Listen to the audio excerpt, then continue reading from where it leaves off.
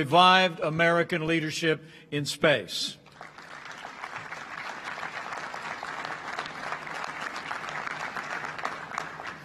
It's a particular pleasure to be back here in Florida on the Space Coast, and also to be here at the world's premier gateway to space. Join me in thanking the Kennedy Space Center and Director Bob Cabana for their tremendous hospitality and leadership for space.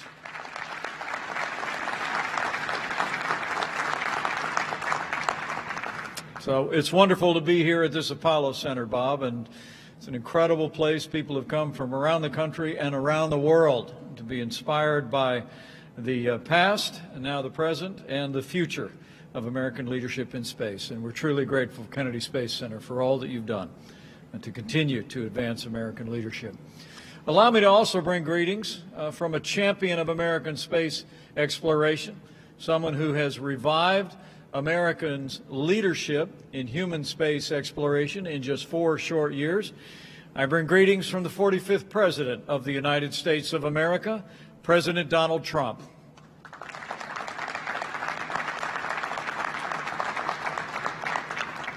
Today at this 8th meeting of the National Space Council, we will have updates from all of our council's members about the progress that we have made, both in civilian, economic, and military advances in space. But before I start, let me at least acknowledge the passing of an extraordinary American whose life and contributions to American aviation have undoubtedly led to inspire the advances that we've made in the vast expanse of space. This past Monday, America lost one of our greatest heroes, one of the greatest heroes not just in the history of the United States Air Force, but in the history of American aviation, General Chuck Yeager. He was a man of a humble background, grew up in rural West Virginia, enlisted in the military. He would go on to become one of the greatest aviators of all time. Chuck Yeager was a war hero. He shot down 13 Nazi aircraft, but was himself shot down over France. Flew more than 150 military planes, a total of more than 10,000 hours, 30 years of active duty, and as history records, was the first man to break the sound barrier.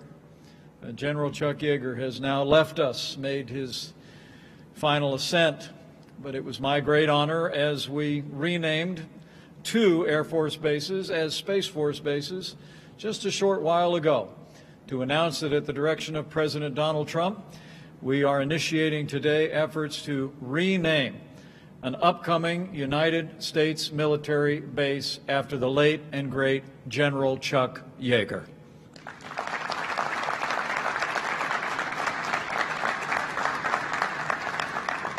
I think people here at Kennedy Space Center know, and all of us on the Space Council know, we literally would not be here today but for the achievements of General Yeager and all of those who've been inspired by his courage. And America will never fail, or never forget the life and contribution of General Chuck Yeager. So as we gather for this 8th installment of the National Space Council, allow me to express my appreciation to all of the members of the Space Council and to reflect for just a few moments before we get started on how much has changed over the last 4 years since the very first meeting of this council. You know, when you look at national security, the progress that we've made in civil and private space sectors, one thing is clear. In 4 short years, America is leading in space once again. It's true. When we took office, the National Space Council had lain dormant for more than 25 years. But President Trump articulated an inspiring vision for renewed American leadership in space. In his inaugural address, the President said, and I quote, "We stand at the birth of a new millennium, ready to unlock the mysteries of space." And so we have set out to do. In our first year in office, the President revived this council to reinvigorate and coordinate space activities all across the federal government. The President brought together some of the best minds in government and the private sector to strengthen America's space enterprise. And so many of you are here with us today, and we're truly grateful. And whether it's providing for the common defense or growing our space economy across America, that's exactly what we've done throughout the past 4 years. In the very first days of our administration, the President signed multiple executive orders and presidential directives to reorient our space program to human space exploration. He took steps to unleash America's commercial space companies and to safeguard our national interests in the increasingly complex and competitive domain of space. In our first year in office, the President signed Space Policy Directive 1 and gave NASA a clear goal that we are going to go back to the moon, and this time we are going to stay.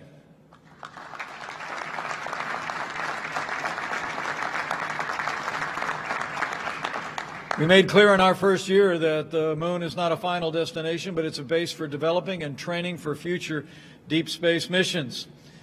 We're going back to the moon, and then we're going to Mars and beyond.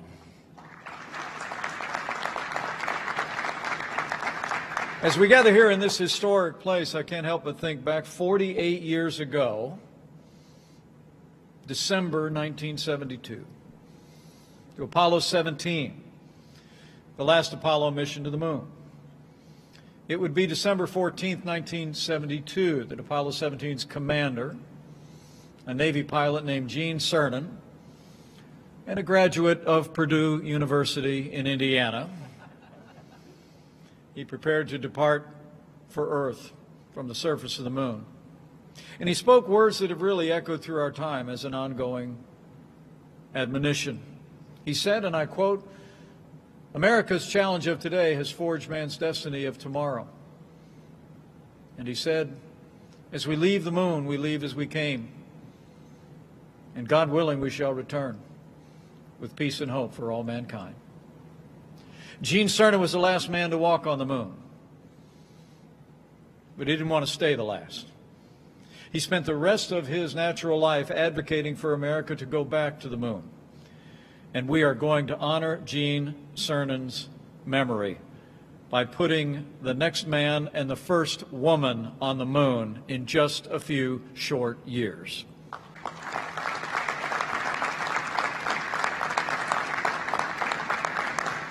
As you'll also hear updates today, the President also set NASA and the private sector, the entrepreneurial companies that have been involved in space exploration and development, in motion to ensure that we would return to the moon.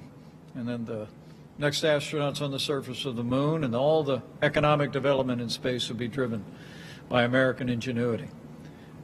And we're going to ensure that Americans we're going to be the very first. The very first not only to develop on the moon and Mars, but also to continue to develop the economic potential of space exploration. Even in this challenging year in the life of our nation, when Americans have sacrificed so much, we've continued to make steady progress toward that goal of renewed American leadership in space. This spring, it was my great honor to attend the first crewed launch, along with the President of the United States, from right here at the Kennedy Space Center. It's the first time we sent American astronauts into space from Kennedy Space Center in nearly a decade. And then, not to wait a minute further, this last November, I returned again to see the second crewed full-scale launch and mission of American astronauts from American soil back into American space. That's the result of real leadership and renewed American leadership in space. And what's remarkable is those rockets were built by American private enterprise in this new partnership that we have forged and built upon in the United States over the last 4 years. And when a businessman turned president decided to renew our commitment to space, he knew it was important to unleash the power of America's private sector, and so we have done. As you will note out here today from the Secretary of Commerce, we went to work early on to cut and streamline out-of-date regulations that made the United States the #1 country in the world for space business, and will continue to accelerate investment and development in space. This past April, the President signed an executive order to recognize and promote the rights of private companies to recover and use space resources. That order, we believe, will provide the kind of clarity and stability that our businesses need to thrive. It will give our entrepreneurs the incentive to take our commercial space activity to all new heights. And just last week, NASA made its first commitments to buy lunar material from private companies and will continue to build on creating the kind of incentives that will generate investment and space development for generations to come. And even as we make great progress in expanding America's commercial activity in space, we also recognize the challenges of digital threats to our space operations.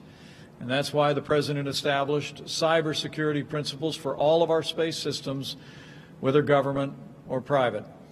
The President put in place the world's first comprehensive space traffic management policy as well, and made it clear that we're going to use the resources, the capabilities, and the technologies of the private sector to make all space activities safer and more secure than ever before.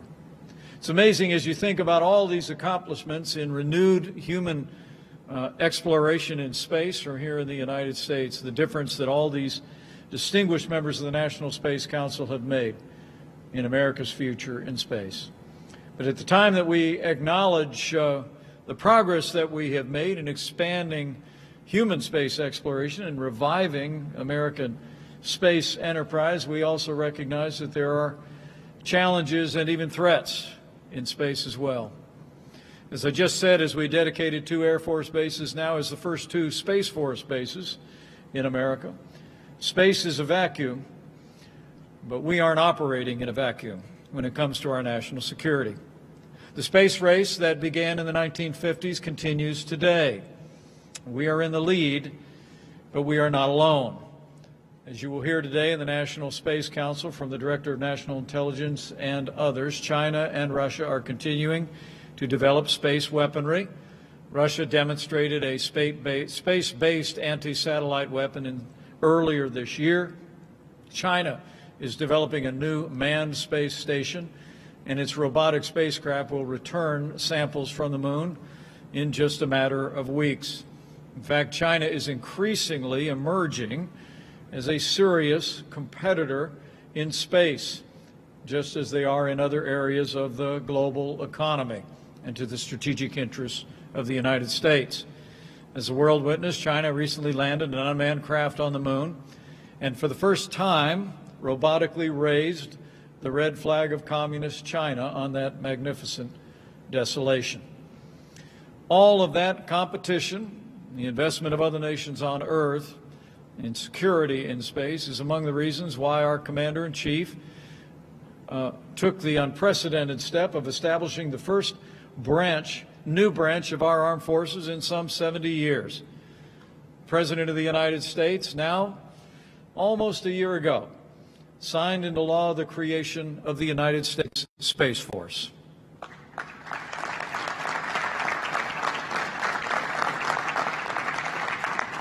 Under President Trump, the highest priority of our administration is the safety and security of the American people. And where too often in the past, America has neglected growing security threats in space, this President called for extending our dominance on land and sea and air to the final frontier.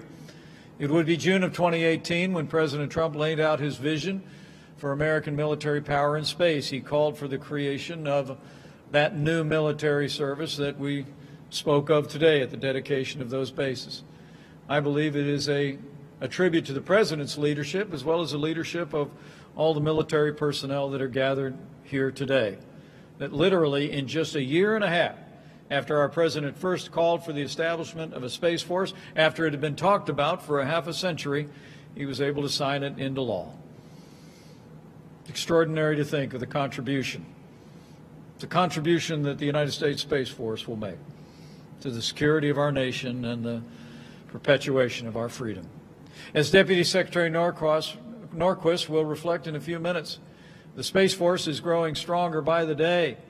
In fact, Secretary Barrett and I were not long ago in Colorado Springs when we saw the first 86 company-grade officers commissioned into the United States Space Force.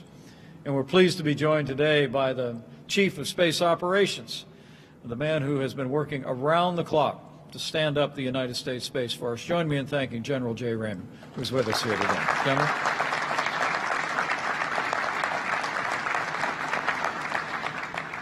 So we've made great progress We evidence that today in the dedication of Cape Canaveral Space Force Station and also Patrick's Space Force Base right here on the Space Coast in Florida. And I know the Lieutenant Governor of Florida is with us here today and is pleased to see that. But just like 42 years ago when Gene Cernan was on his way to the moon, and just like when Chuck Yeager was breaking the sound barrier in the 1940s, the United States continues to face an era of competition. But as members of the National Space Council know, it's a competition that America is winning today, and we're going to keep on winning in space for generations to come.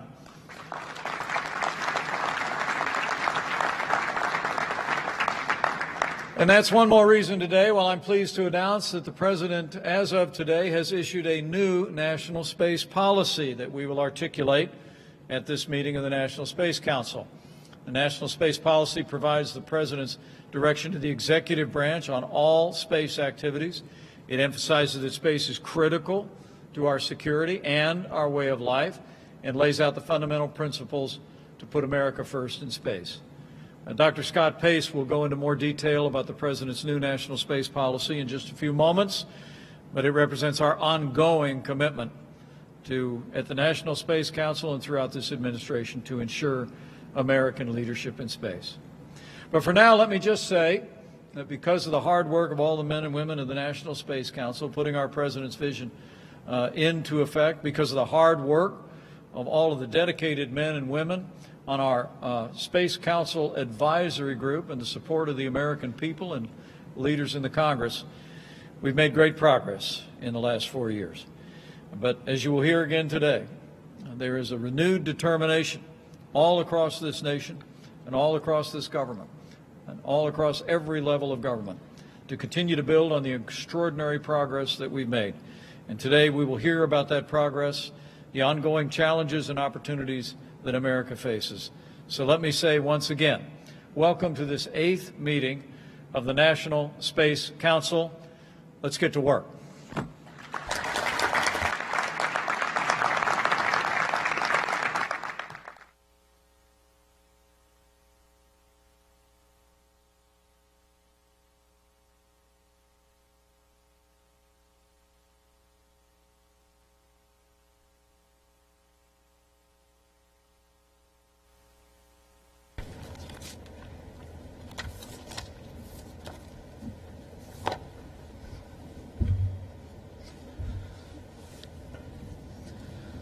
Again, let me call this meeting of the National Space Council here at the Kennedy Space Center on Florida's historic Space Coast into session. Today's meeting will include important updates and announcements from council members and the council's executive secretary. First and foremost, allow me to turn our attention to the economic progress that we've made. Policies have been advanced. The Secretary of Commerce, Wilbur Ross, has been a great champion of space.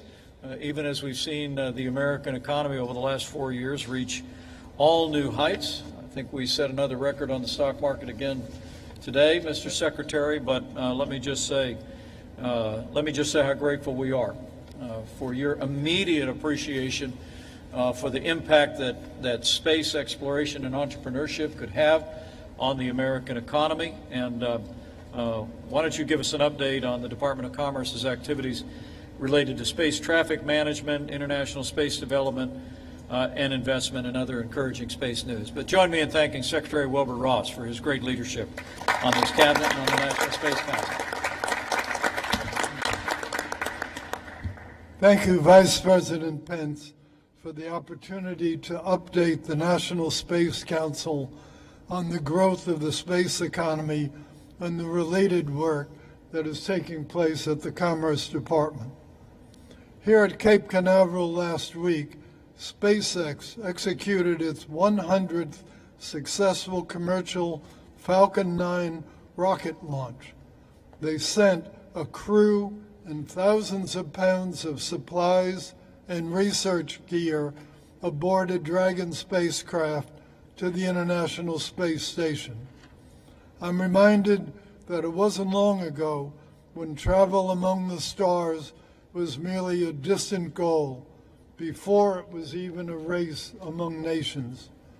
Indeed, our country has achieved remarkable progress in the space sector, and now again, as American business people continue creating new ways to make space more commercially feasible.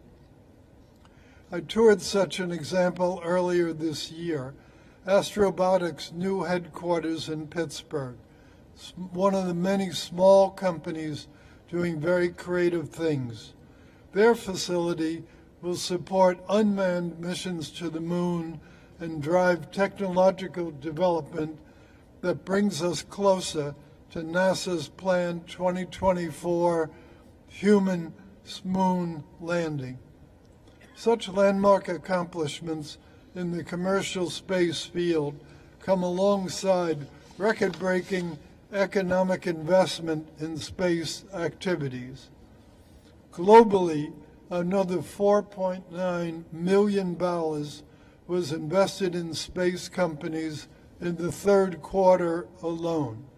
This not only marks the most productive quarter on record, but it also raises the total 2020 investment to $17.5 billion in the overall industry.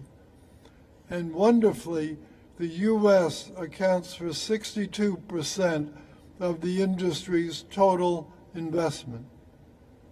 Morgan Stanley projects that revenue generated by the global space industry may top $1 trillion by the year 2040. And the recent explosion of the industry here in the U.S. is due in no small part to the efforts of the Trump administration. The administration's pro-space agenda and the work of the National Space Council has already had significant impacts. NOAA has removed red tape that previously surrounded remote sensing technology by shortening the licensing timelines from 74 days to 28 days at present. This enables companies to sell data from satellites more easily and more efficiently, helping commercial satellite operators stay competitive in a rapidly changing global marketplace. Commerce Department has also taken steps over the last year at the behest of the Vice President to identify new space missions and get them the necessary authorizations to proceed in line with our treaties. The goal here is to alleviate the administrative and regulatory burden on emerging companies and technologies, and we enthusiastically continue in that mission. Financial indicators and regulatory procedures aside, one simple way to observe the growth of our space industry is to look at the number of satellites in orbit. This year alone, the number of active satellites in orbit is set to increase by more than 50%, 50%, to 1,250, of which about 80% are small sats. And the Satellite Industry Association estimates that up to 110,000 new satellites could be in orbit by 2030. This is good news for projects like SpaceX's Starlink, as well as for smaller companies that can benefit from the growing accessibility of private satellites. But the increase in satellites has also created a unique set of challenges when it comes to managing orbital traffic. We are seeing more and more frequent near misses that could cause unprecedented new amounts of debris. If two significant objects were to collide, they could create such a shower of debris that it could endanger the astronauts aboard the International Space Station. It could endanger billions of dollars of U.S. and other investment in space, and it could also interfere with the growth of space commerce. Fortunately, there's no shortage of brilliant men and women who have made remarkable headway toward managing this problem. In 2018, the Trump administration's Space Policy Directive 3 provided a unique approach to the management of orbital traffic. The Commerce Department's Office of Space Commerce and our interagency partners took on the missions laid out by this initiative.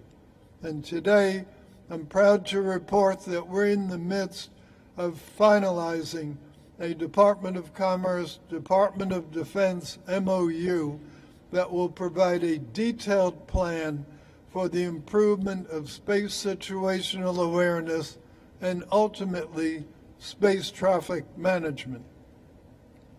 We have also drawn on existing NOAA resources to establish a new open architecture data repository. This system allows both private and government entities, including those of our allies, to share data, increasing all parties' situational awareness amidst an increasingly crowded orbital environment. We continue to work with our allies in industry on the norms, standards, and best practices that will inform new rules of the road for space. We have also worked with private business and technology leaders from around the globe in this issue. In fact, just before Thanksgiving, the Office of Space Commerce hosted an industry day with over 250 companies participating, virtually of course, to discuss our approach to the open architecture data repository. We will continue to work collaboratively with the public and private sector to tackle this challenge. It's not the only one we face.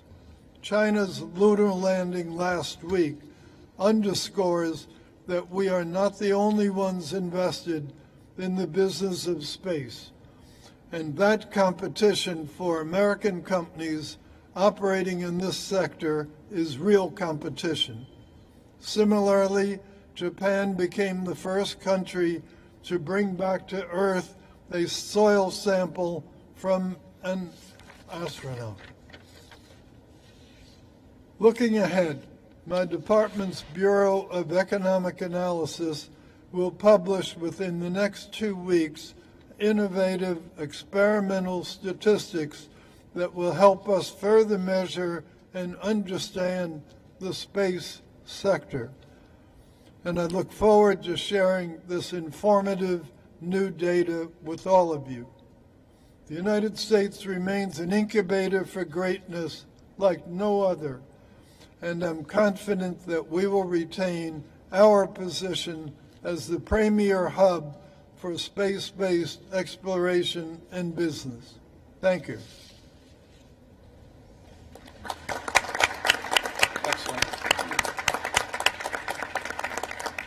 Thank you, Secretary Ross, and more importantly, thank you for your leadership Thank you, Mr. President. On the National Space Council on behalf of American entrepreneurial leadership in space.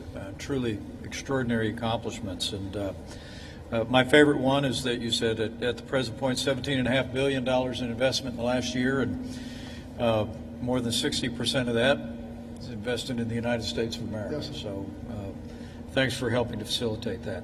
The Secretary of Energy, a member of our cabinet, Dan Brouillette, is here with an update on space nuclear power efforts, and under his leadership, the collaborations between the Department of Energy, the Department of Defense, and NASA. Mr. Secretary, let me also thank you for your energetic and tireless efforts in forging exactly the kind of partnerships across government that are facilitating advances of American technology and space exploration.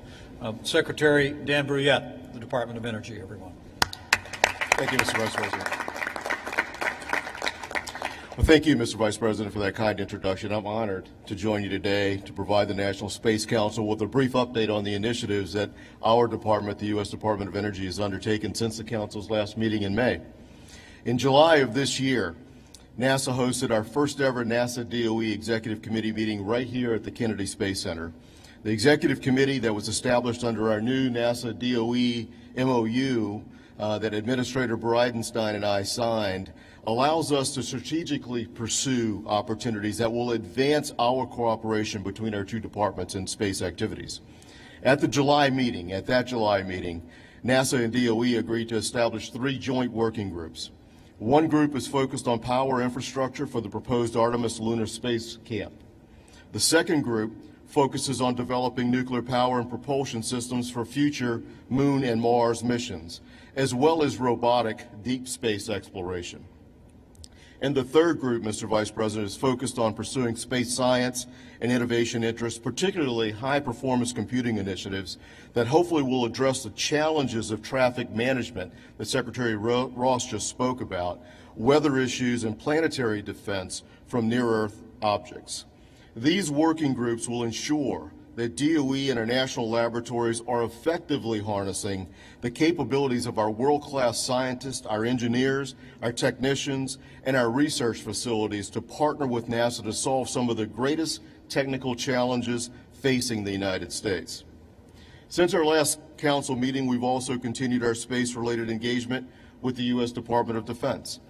In October, DOE senior leadership teams went to the Pentagon for a space technology mini-summit to discuss how DOD and DOE could cooperate more strategically on space-related challenges. Our senior policy teams and our technical leaders met with Acting Secretary of Defense for Research and Engineering, as well as with representatives from the Strategic Capabilities Office, the Space Development Agency, and DARPA, to explore ways of strengthening DOE's contributions to the space mission areas of each of those offices. We were extremely encouraged by the outcome of the mini-summit, and we will continue to work with the Undersecretary's office as well as other elements of DOD. As DOE looks to the future, we will continue to leverage our global leadership in nuclear power technologies to provide sustainable power solutions for space applications such as radioisotope power, surface fission power, and nuclear thermal propulsion. Following the successful launch of the Perseverance rover, which is powered by a DOE-developed radioisotope power system, DOE and NASA began formal engagement with nuclear aerospace and commercial power sectors to design and develop a surface power system for a lunar demonstration in the late 2020s. We're also working on engagement opportunities with private industry to advance thermal nuclear propulsion technologies. We want to move that ball even further forward. DOE, NASA, and DOD are also working with industry to establish advanced nuclear fuel production capabilities to support future terrestrial and space demand needs, and seeking to establish and maintain a nuclear supply chain capability that enables us to address a very wide range of applications. In addition to those things, DOE and NASA successes in ramping up plutonium-238 isotope production have now eliminated projected supply shortfalls, increasing the opportunities for deep space missions in the 2020s and beyond. Through our strategic investments, DOE and NASA have also modernized large portions of the radioisotope power system supply chain, eliminating single-point failures and improving reliability to support quicker mission tempos. Yet there's so much more that we at DOE can do, and we will do it. We're looking for ways to apply our next-generation computing technologies to address the tracking, modeling, and data analysis challenges of space weather warnings, space debris tracking and avoidance, and large-scale analysis of space radiation in cosmic microwave environments. Mr. Vice President, this is all possible because of your leadership of the National Space Council and the President's focus on significant space goals. And our work at the DOE is enabled by the great work of my colleagues across the interagency. So I'd like to especially thank all of those who have partnered closely with us, especially Jim Bridenstine and Jim Morhart at NASA, and of course Michael Kratsios at DoD. Finally, it's in this spirit of collaboration that I'm pleased to announce DOE's new space strategy, which we will soon publish. This decade outlook will directly support the national space policy and will focus DOE on being a key technology developer to support the space missions of our interagency partners. Thank you again for inviting me. Thank you for allowing me to join you. DOE, or as I like to call it, the Department of Exploration, looks forward to a future of powering innovation, of driving exploration, and for reaching for the stars. Thank you, Mr. Vice President.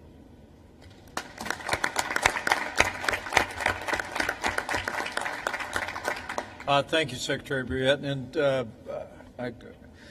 I hope it's not lost, particularly on anyone looking on. I know all the experts that are gathered here, civilian and military, understand it, but the innovation that you're promoting through the Department of Energy on the development of nuclear power is what will precisely enable us to do deep space exploration and to put American astronauts on Mars.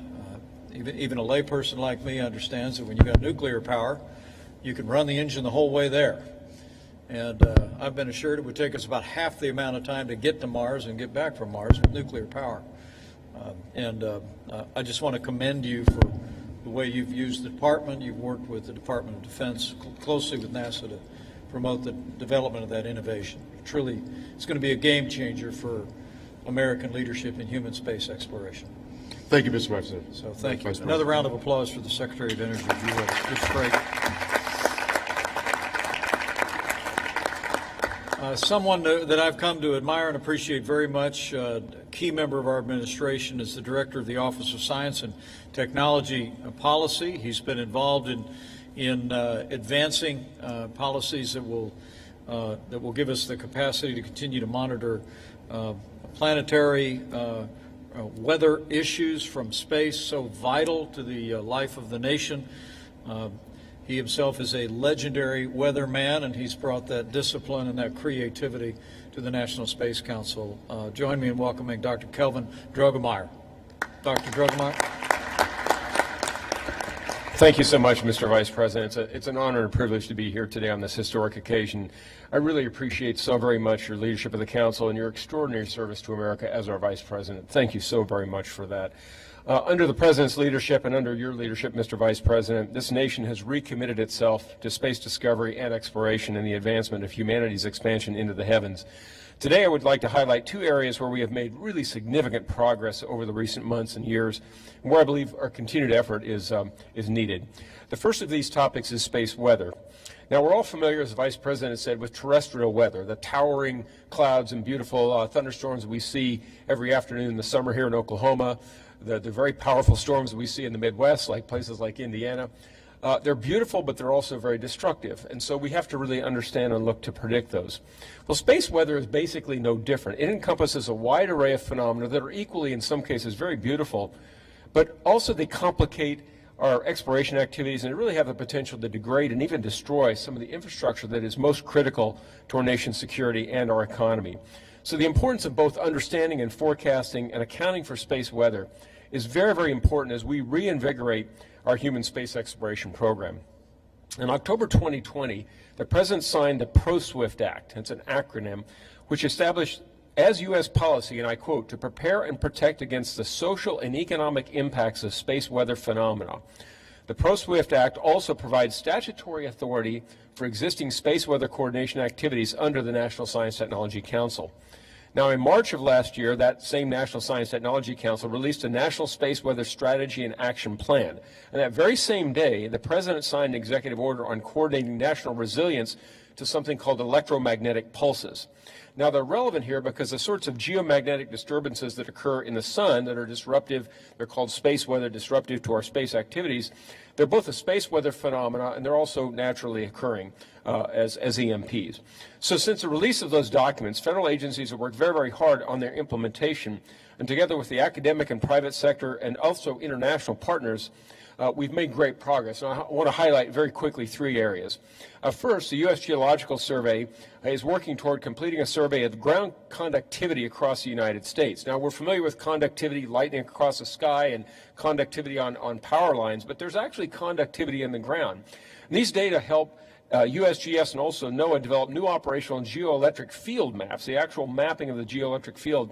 It provides much more accurate estimates of electric currents that are generated by geomagnetic storms. And those things can then disrupt power operations and resilience and things like that. So that hazard map is going to be a very, very important tool that we have to sustain electrical power during geomagnetic storms.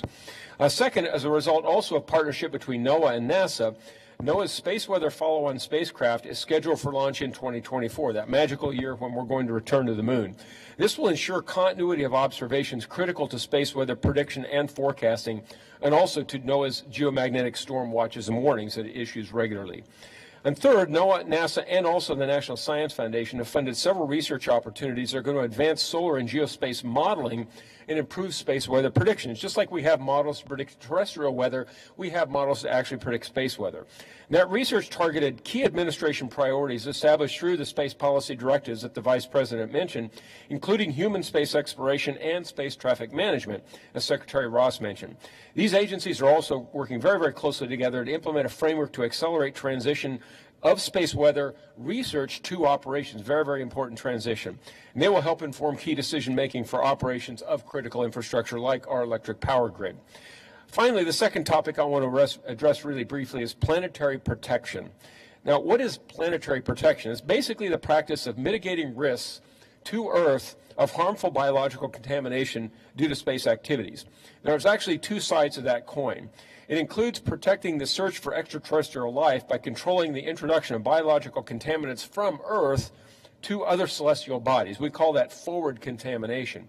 But it also includes protecting our own biosphere here on Earth from potentially harmful biological contamination from things like returning spacecraft. We call that backward contamination. So as we prepare for human exploration of Mars and other solar system bodies, as the Vice President mentioned, now is the time to review and update our planetary protection policy. Existing U.S. policy was established back in the Apollo program, and it's not really been substantively updated since then, so it's been many decades. Meanwhile, of course, as you all know, there have been very, very significant technological and research developments in the field of space, a lot of new actors, including a lot of private companies, and so things are accelerating very dramatically. So to address this challenge, OSTP and the National Space Council staff, all the wonderful folks here, have partnered over the past 6 months to co-lead an interagency working group on planetary protection. It's really a whole-of-government effort. And we deliberated several topics. First, of course, as I mentioned, how to accelerate commercial space exploration and development while we also preserve the scientific integrity in the search for life on other terrestrial bodies. We want to avoid that backward contamination to Earth. Likewise, we want to avoid that forward contamination as well. And then also, third, making sure that private sector activities are protected, because we all know that commercial activities, as we've seen here, are extremely important. So looking forward, planetary protection has to really be a key element of our strategy, and it certainly is, across all of the federal government, but also with our academic and our industry partners. We want to absolutely ensure a safe, sustainable, and predictable Earth and space environment as we continue to advance U.S. leadership in space exploration and commercialization. Mr. Vice President, I am completely grateful to the wonderful opportunity you've provided to me and others at OSTP to work with all these great folks on the National Space Council on these initiatives over the last several months and years. And we look forward to the wonderful days that lay ahead for America in space. Thank you very much, Mr. Vice President. Thank you so much. Calvin, great job. One of the enduring lessons that I've learned as Chairman of the National Space Council is you actually have weather in space. So thanks for your great leadership on that, and so vitally important to our nation's economy and nation's security, as you mentioned. So thank you, Kelvin. Great report. We've talked a lot about the impact on the economy on this National Space Council over the course of the past 4 years. We've talked just as much about our national security, and as I reflected in my opening remarks, with the encouragement of all the members of the National Space Council, this administration has taken strong strides to advance our national security in space. So today I wanted to turn our attention to our security issues. For the first time in his role as Director of National Intelligence, John Radcliffe joins us today. He's going to provide an update on international space threats and the competition that we face. John, you and I have talked. You wrote a compelling piece over the last several days, particularly about the strategic competition that China poses us here on Earth, as well as in the heavens. We appreciate your leadership very much. But as I said before, I think you understand, the President understands, is space is a vacuum, but we're not operating in a vacuum, especially when it pertains to the security of the people of the United States of America. So join me in welcoming the Director of National Intelligence, our DNI, John Radcliffe, to the National Space Council.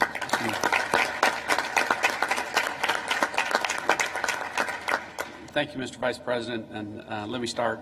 I know this is a common refrain as you listen to all of my fellow council members, but it's because we all marvel at your success and leadership over this Space Council, and I think everyone here wants to express our gratitude and appreciation from the Council and on behalf of a grateful nation, so thank you very much. To my fellow council members, thank you for allowing me to update you on the threats that we face in space and how the intelligence community is taking unprecedented action in order to increase the effectiveness of our national security space enterprise and to respond to the President's new space policy. By almost any measure, the dramatic increases in space-related capabilities and services over the past decade have been game changers with profound implications for life on Earth. Currently, over 80 nations operate in space, and 50 countries have dedicated government budgets for space. And governments are not the only players in space. Dozens of new commercial space companies have emerged with plans to launch tens of thousands of satellites in the coming years, more than all of the satellites that have been launched since the dawn of the space age. Over the past 5 years, U.S. companies have launched more commercial remote sensing satellites into orbit than the rest of the world. But today that trend is reversing. The National Geospatial-Intelligence Agency, which I oversee, predicts that in this decade the rest of the world will launch at least twice as many commercial remote sensing satellites as the United States. Economically, the global space industry has grown rapidly in recent years and is now approaching $500 billion in annual revenue. But more critical is that broad sectors of the U.S. economy have come to rely upon space-related capabilities. Our estimates suggest that industries with reliance on space-based services now contribute over $5 trillion to our gross domestic product. Simply put, we depend on space systems as critical infrastructure, directly supporting the American way of life. If these space-based services are disrupted, we could see adverse effects on nearly all sectors of the U.S. economy, including consumer supply chains, transportation, telecommunications, agriculture, and finance. Mr. Vice President and fellow members, to a degree unparalleled in American history, the nation's economy and security rely upon space systems that our competitors are challenging and that our adversaries are increasingly threatening. To that point, America's vital interests are increasingly at risk as China and Russia develop and field destructive weapons to threaten U.S. and allied space capabilities. As I wrote in an op-ed published in the Wall Street Journal last week, the intelligence is clear. China poses the greatest national security threat to the United States, and that includes China's actions in space, where China is pursuing weapons capable of destroying our satellites up to geosynchronous Earth orbit, where many of our critical space systems reside. China has also deployed a ground-based missile intended to target and destroy satellites in low Earth orbit. Russia has a similar system to China in development that is likely to be operational in the next several years, and Russia has also fielded a ground-based laser weapon which could blind or damage our space-based optical sensors. And I'll note that Russia in particular has recently demonstrated provocative behavior, creating a potentially dangerous situation in space. Over the past year, the Russian government, as the Vice President noted, launched a satellite that began to actively maneuver close to a U.S. government satellite. I want to make clear to the members of this Council that we consider this to be threatening behavior, especially considering that the Russians have previously launched a very similar satellite that exhibited characteristics of a weapon when it released a high-speed projectile. Our Space Force Chief, General Raymond, agreed by recently saying this is not the behavior of a responsible spacefaring nation. In short, the threat to the United States and allied space systems continue to grow, and we should not allow that threat to grow unabated. And because of that, the President's new national space policy recognizes that space is and should be a priority intelligence domain, something the intelligence community has already begun to take action on and to move out. Earlier this year, we directed our intelligence agencies to increase support to space defense and added new funding to counter space threats. Although those numbers are classified, this represents a significant new investment which will directly address the emerging intelligence requirements of the Space Force. Additionally, we are working directly with the Space Force leadership to create a new National Space Intelligence Center which will deliver intelligence support necessary to achieve our national security objectives. The establishment of this new center will provide the nation unparalleled scientific and technical intelligence on space-related threats, and it will serve as the service intelligence center for the Space Force. As I described earlier, America's entrepreneurs and innovators are demonstrating amazing new capabilities in commercial space marketplace. The new national space policy recognizes that the rapidly expanding commercial space industry is a vital element of national power. Consistent with this recognition, I recently approved the creation of the Intelligence Community Commercial Space Council. This is a high-level forum which will facilitate collaboration across the intelligence community and with industry, focusing on the intersection of commercial space services and national security.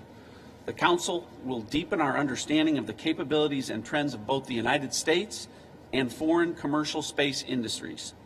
It will provide recommendations to bolster our use of commercial space capabilities, and it will support the growth of a robust U.S. commercial space industry that is responsive to our national security needs. As an example of our increasing engagement with the commercial space sector, the National Reconnaissance Office, or NRO, recently conducted a national security mission on a small commercial rocket launched from outside of the United States, an achievement which was a first for our intelligence community. The new national space policy also recognizes that the intelligence community and the Department of Defense are co-equal partners in the national security space enterprise, with both operating a variety of spacecraft that perform vital missions to our nation. However, countering the increasing threats we face now and in the future will require an even higher level of collaboration and integration than in the past.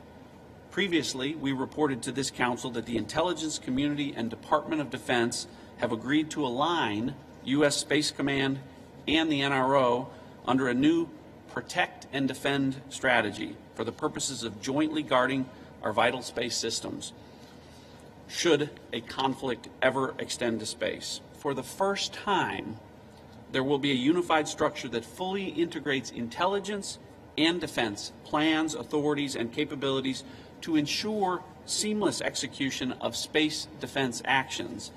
I'm pleased to report that the NRO and Space Command are testing this emerging construct in a series of war games and experiments that are designed to pressure test the new arrangement before Space Command reaches its full operational capability. Finally, I am very pleased to report that my team at the Office of the Director of National Intelligence is working with our Space Force leadership to evaluate the potential for the Space Force to become the 18th member of the United States intelligence community.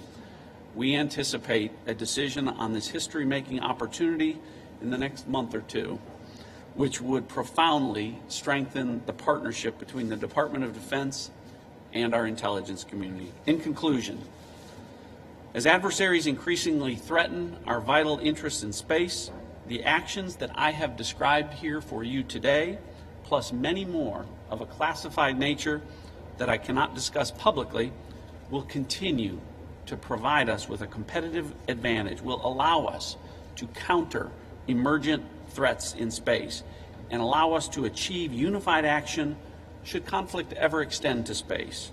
I want to assure each of you, my fellow council members, as well as the American public, that if our adversaries challenge us in space, they will face a truly united national security space team.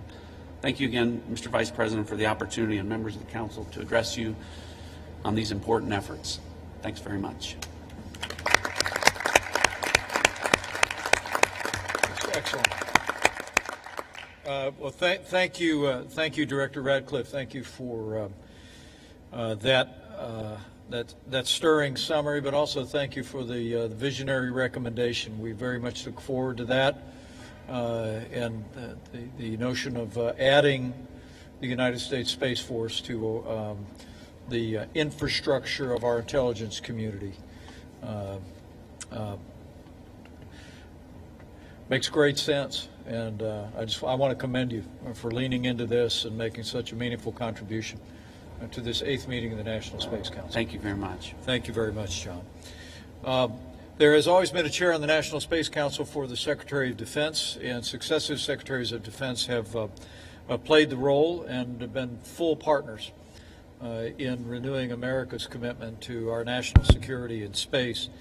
We're deeply grateful to them for their service, but a common denominator, a consistent ally and advocate for advancing America's national security interests in space has been the Deputy Secretary of Defense, David Norquist. And I just want to take this opportunity to thank the Deputy Secretary of Defense for taking the guidance of this National Space Council, taking the vision of the Commander-in-Chief, and moving out so quickly at the Department of Defense. You've made a great difference in the security of this country in the vast expanse of space. So join me in thanking Deputy Secretary of Defense David Norquist for a job well done.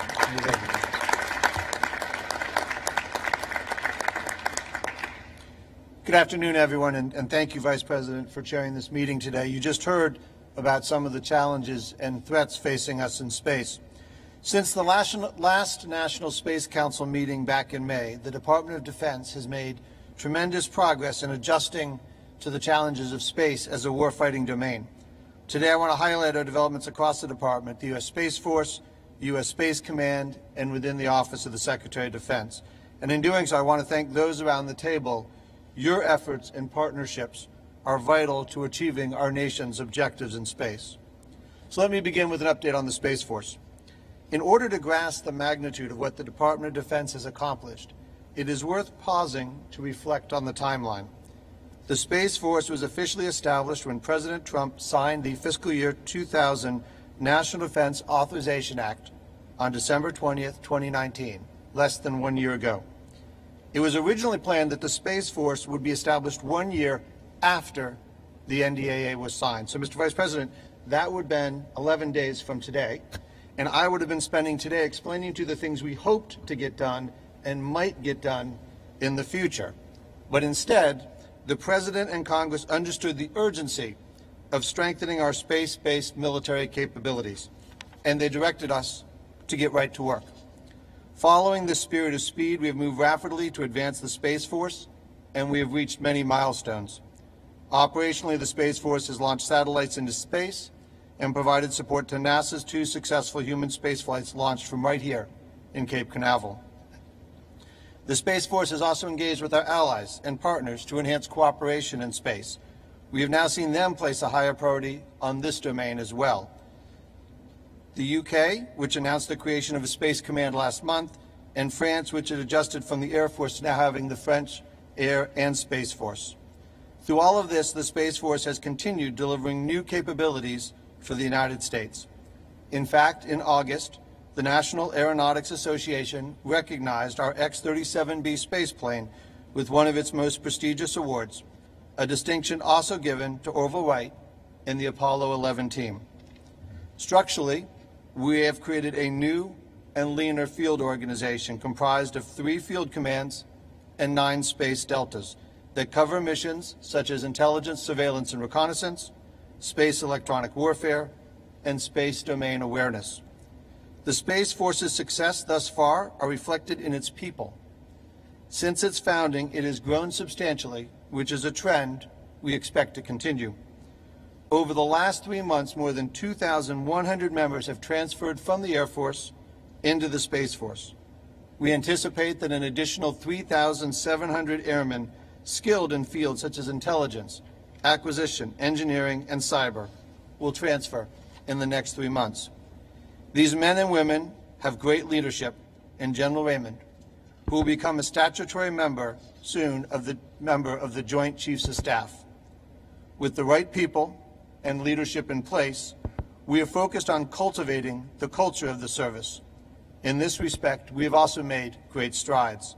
For example, just 7 months after the Space Force was established, the service released the Space Capstone publication, its first doctrine document. This is a military service's fundamental responsibility because it articulates their unique purpose, identity, and operational mindset, and it informs the joint doctrine.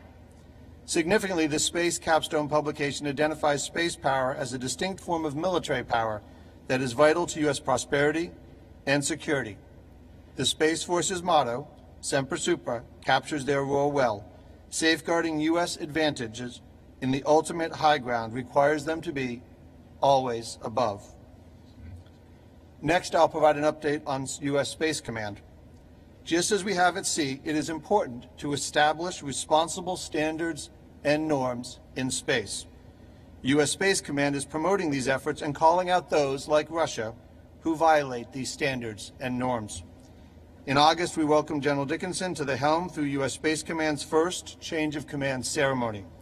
He made history by becoming the first Army general to lead the combatant command. I should note that his predecessor, General Raymond, had served in a dual capacity, Chief of Space Operations and Commander of U.S. Space Command. The Department is grateful to General Raymond for stepping up to serve in these 2 consequential roles. Finally, I would be remiss if I didn't share the progress the Department has made within the Pentagon. In June, we released a new defense space strategy. Over the next 10 years, this document will guide the Department in achieving our desirable conditions for a space domain that is secure, stable, and accessible. Similar to our national defense strategy, we pursue our objectives through 4 lines of effort. These are: build a comprehensive military advantage in space, integrate space into national, joint, and combined operations, shape the strategic environment, and cooperate with allies, partners, industry, and other government departments and agencies. If you have not done so and had a chance to read it yet, I would encourage you all to do so. It will give you a clear sense of how the Department's thinking has evolved on space from a policy perspective. This defense space strategy served as a part of our Department's contribution to the development of the new National Space Policy, which we are proud to support. Another indication of our prioritization of space was creating an Assistant Secretary of Defense for Space Policy. I established this office in response to the bipartisan fiscal year 2000 National Defense Authorization Act and to fulfill your due out, Mr. Vice President, when you announced the Space Force in August 2018. Congress rightfully identified civilian oversight of the space enterprise as an area of necessary change. The Assistant Secretary of Defense for Space Policy will now be responsible for interagency coordination and international engagement on space policy and strategy. With this elevated level of leadership, we will bring heightened focus to the space domain as we prepare for long-term strategic competition and ensure alignment with the Space Force and U.S. Space Command. In conclusion, the Department of Defense has had a significant and successful past 7 months. We remain committed to continuing this important transformation of our national security space program, which just prepares us for deterring the high-end fight. Thank you all very much.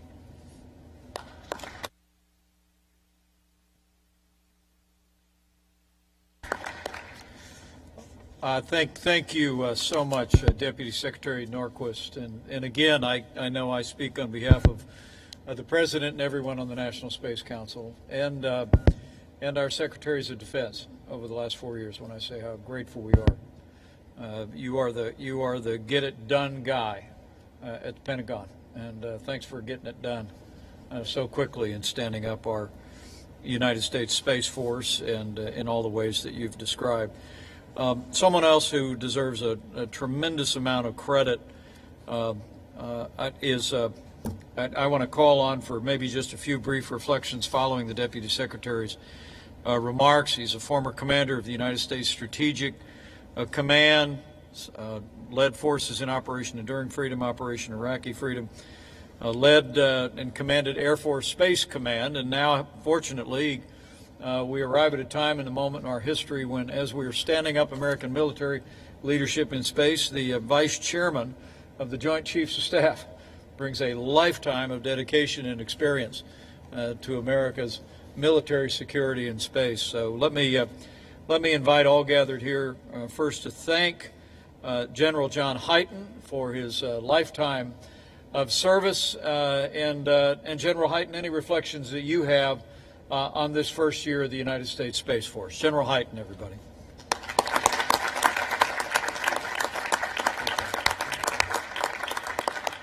Thank you, everybody. Thank you, Mr. Vice President.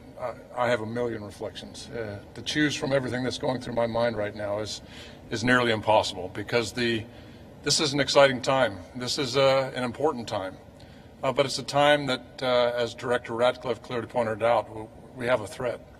And what we're doing and what we have been doing is about how do we respond to that threat. And the partnership we have with the intelligence community is as strong as it's ever been. And I was so excited to hear the concept of the Space Force being the 18th member of the intelligence community. That presents so many opportunities for us to do things in much better ways of how we do surveillance, how we do intelligence. All those things open up by just that simple idea. So as I sit here, I'll just say that Space Command and the Space Force have two basic functions. When you look at the Saturn V that's above us, you like to look up and dream. And I was involved in the previous edition of the United States Space Command, and I'll say that command really liked to look up. And we need to look up, and we need to surveil, and we need to understand the threat. And you heard the Vice President and the Director of National Intelligence talk about the Russian threat that we watch very closely through the partnerships we have with our own sensors, with the intelligence community sensors, so we know exactly what's going on and exactly what they're doing. But the reason the United States military is in space is really to look down and make sure that our planet is safe, and that we support the Army, the Navy, the Air Force, the Marines, all of the elements of our national security, support the joint force and make sure that it is secure. And if you look at everything that we do every day, and you heard the deputy talk about the amazing organizational changes that are under, but actually it's the mission and the people that do that mission every day that are the key piece of it. And you just look back in January when missiles were launched from Iran into Al-Assad in Iraq, and you look at the warning that was provided immediately from the operators in the United States Space Command that allowed people to take cover, and the exquisite indications and warning that were put together by Space Command people, Space Force people, working together with the intelligence community to make sure that no American died in that attack. That's a remarkable piece.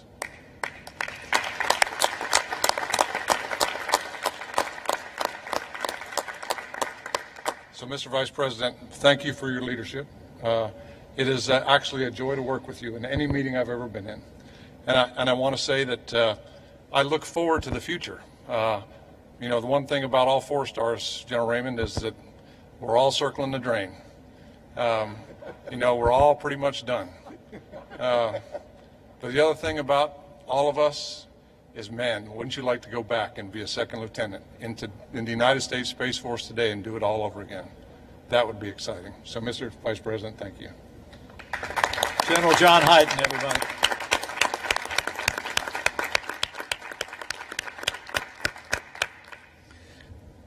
I think it's worth noting for the record that I gave him absolutely no notice prior to those remarks. I think you can hear the heart and the mind of someone who's been absolutely committed for a lifetime to American security in space. And as I've said to you before, General Hyten, I can't help but feel that for such a time as this, you're Vice Chairman of the Joint Chiefs of Staff. So thank you for your stalwart leadership and a lifetime of service. Join me in thanking General Hyten one more time.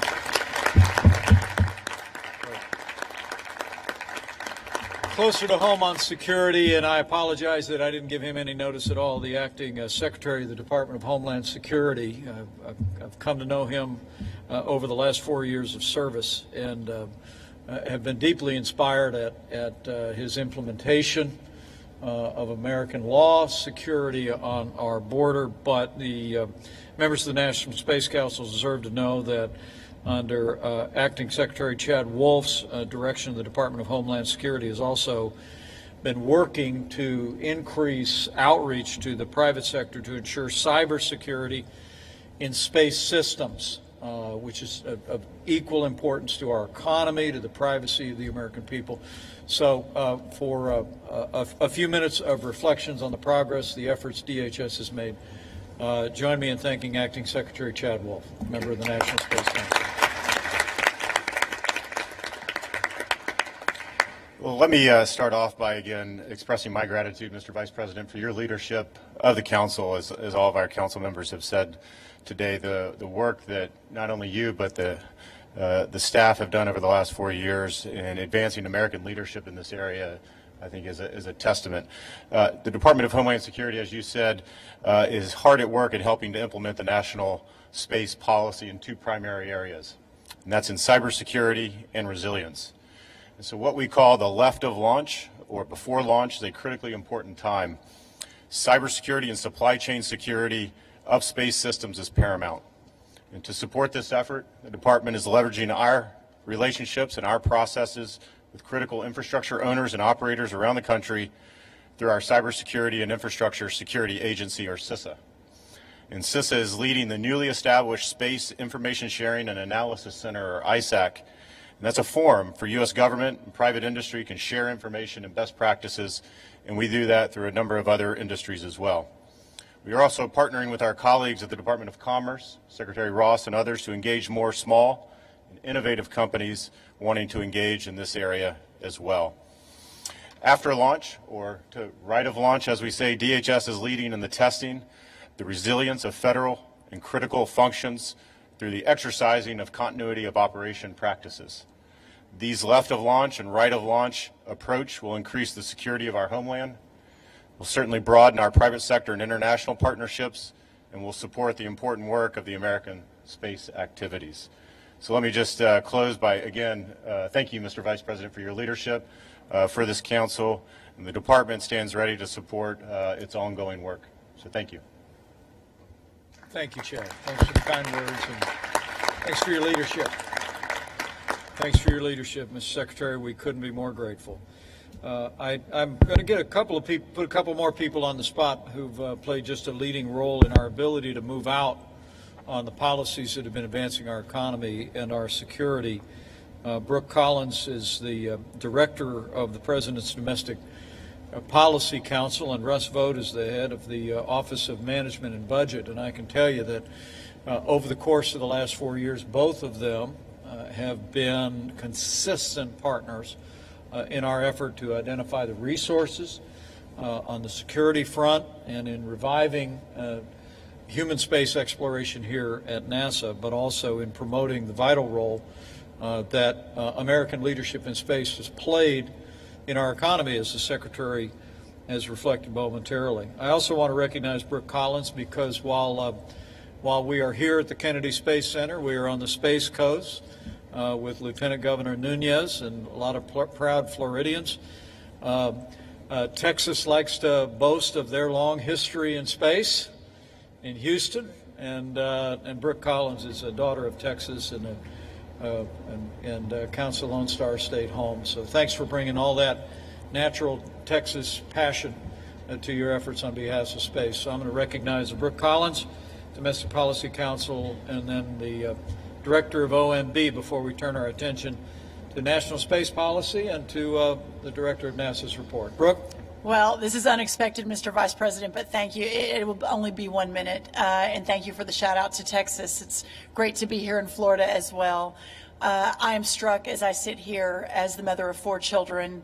I know everyone's sitting in the room and watching in the audience and watching on TV at how inspiring that this group led by our president and also you, Mr. Vice President, we have reignited America's imagination. And for the young girl or young boy from the plains of Texas or from the coast of Florida or from the cornfields of Indiana, that one day they too could go to space, to the final frontier, and to reach for the stars.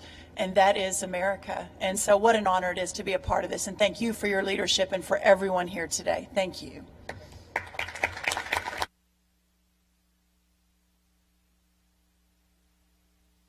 Director of the Office of Management and Budgets, a man I've known for many years, and he is a tight-fisted steward of the public treasury. But I want to take this opportunity to thank Director Russ Vought for finding a way for the largest increases in NASA's budget in the modern era, and for also finding a way to make sure that our standing up the United States Space Force had the resources necessary. So, Mr. Director, thank you, and we'd welcome any remarks you'd have for the National Space Council today. Director Russ Vought, the Office of Management and Budget.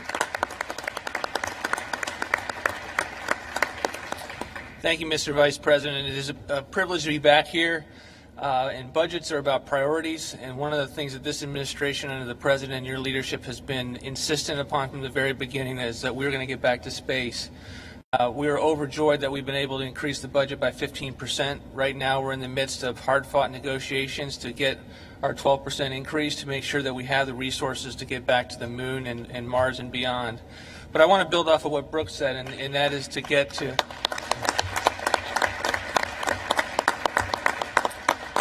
But I want to build off of what Brooke said in terms of the national momentum that's been built around getting back to the moon and staying there. I've got 2 little girls, a 6-year and 8-year-old, and when there's extra cardboard around the house, they're building rockets. They've got pictures of astronauts in their room, and on Saturdays we change the channel from the football game to watch the launches. And so you are getting a sense nationally of the momentum that's building as a result of the leadership of the President and the Vice President, the Space Council, the important work of Jim Bridenstine. And we're excited at OMB to play a behind-the-scenes role to get the resources that are necessary to bring agencies together, to build consensus, to make sure that documents and regulations go out that reflect all one view of the administration. And I thank you for the honor to be here.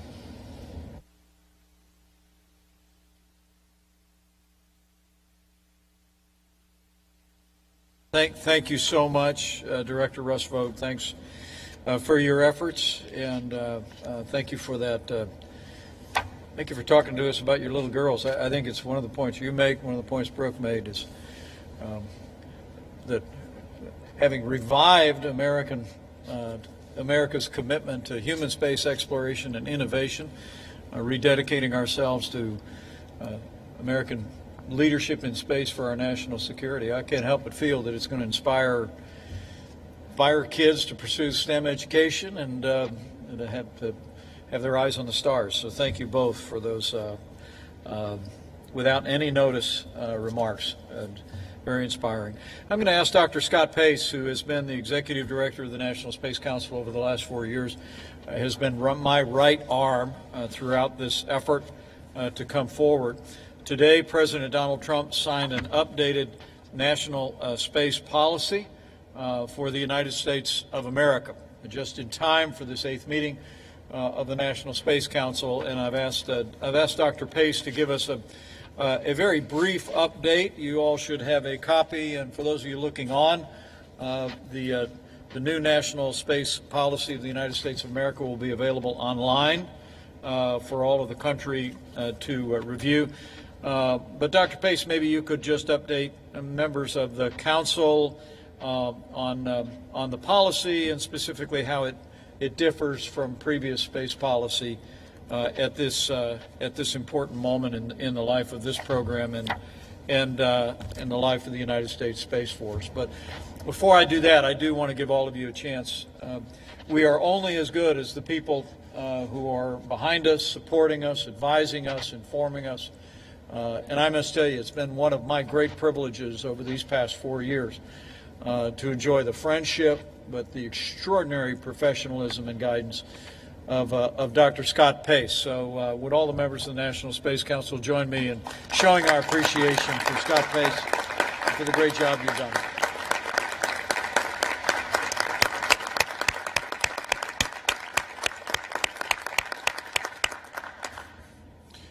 Thank you, sir. And as several people have heard me say in speeches, there's nothing more terrifying than having a boss who cares about what you do.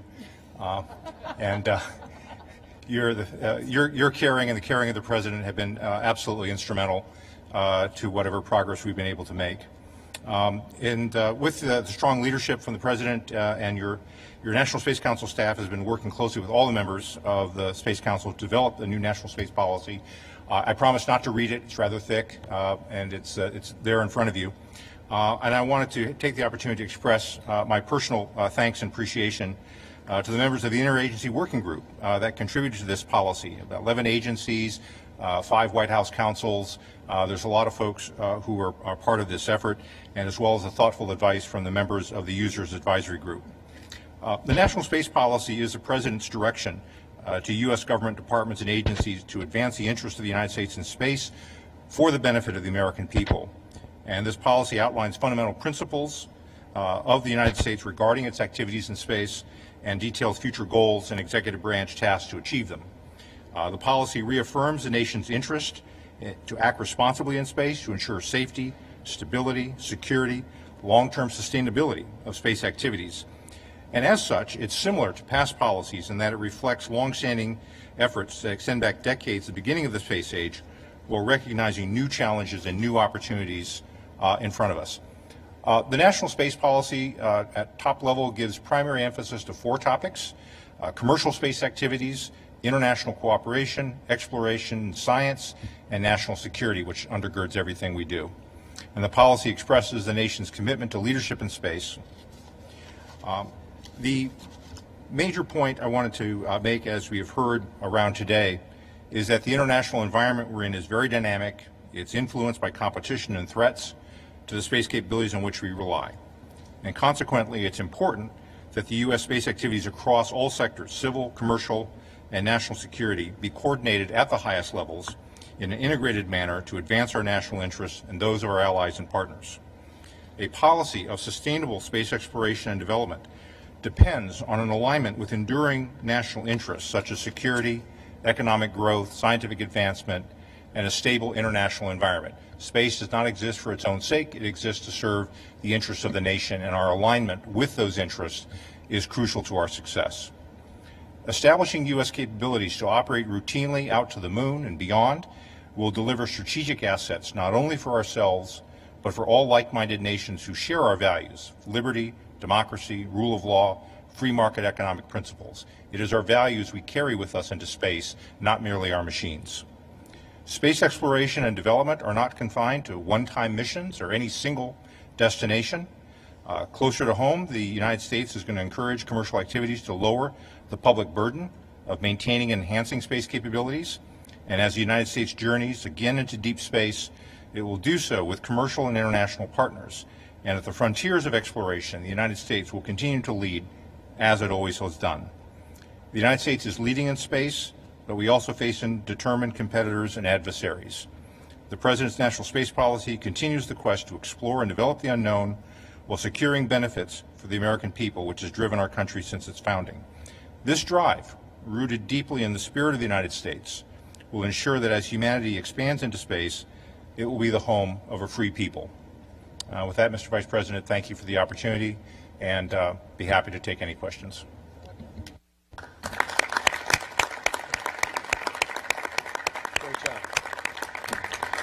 Thank you, Dr. Pace. And the National Space Policy of the United States, I was there Literally, when the staff secretary brought this into the president late yesterday, I know people worked around the clock on an interagency basis to get this completed before the 8th meeting of the Space Council. And where might people be able to review this today? We'll make sure it's on whitehouse.gov. But I'm pleased to say the White House Digital Services has been great, and it's available online.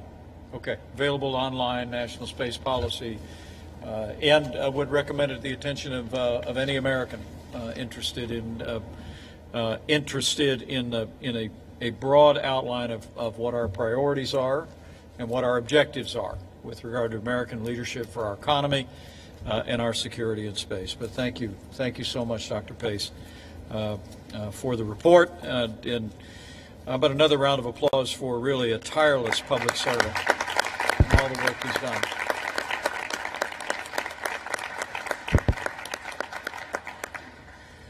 Finally, we will now turn our attention to NASA's activities with a report and a very exciting announcement today from the administrator of NASA, Jim Bridenstine. Many of you may not be aware that prior to serving as the 13th administrator of NASA, Jim Bridenstine was a Navy pilot, flew combat missions in Iraq and Afghanistan, flew more than 1,900 hours. I first met him when he was a congressman from Oklahoma, serving on the House Armed Services Committee. But very early on, it was apparent to President Trump that this was a man who had a deep passion for American leadership in space. And I must tell you that when I think of all the progress that we've made in reviving American leadership in human space exploration, when I think of the historic steps that we have taken in the last 4 years to ensure American military dominance in space as much as on land and sea and air, I am truly grateful, as I know the President of the United States is, for the service and tireless efforts and enthusiasm of the 13th Administrator of NASA. Join me in thanking Jim Bridenstine for all that he's done and for the important announcement today.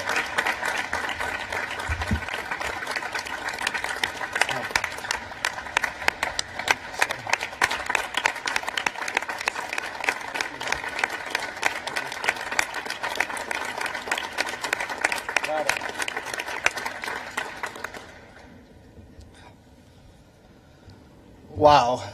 Standing ovation from the Vice President of the United States. I will tell you, sir, it's been the joy of my life to serve this little agency called NASA that does just amazing things. I will also say, and sir, I know you've heard it today all day long from all of the people sitting around this table, but this has been a game-changing administration as it relates to space.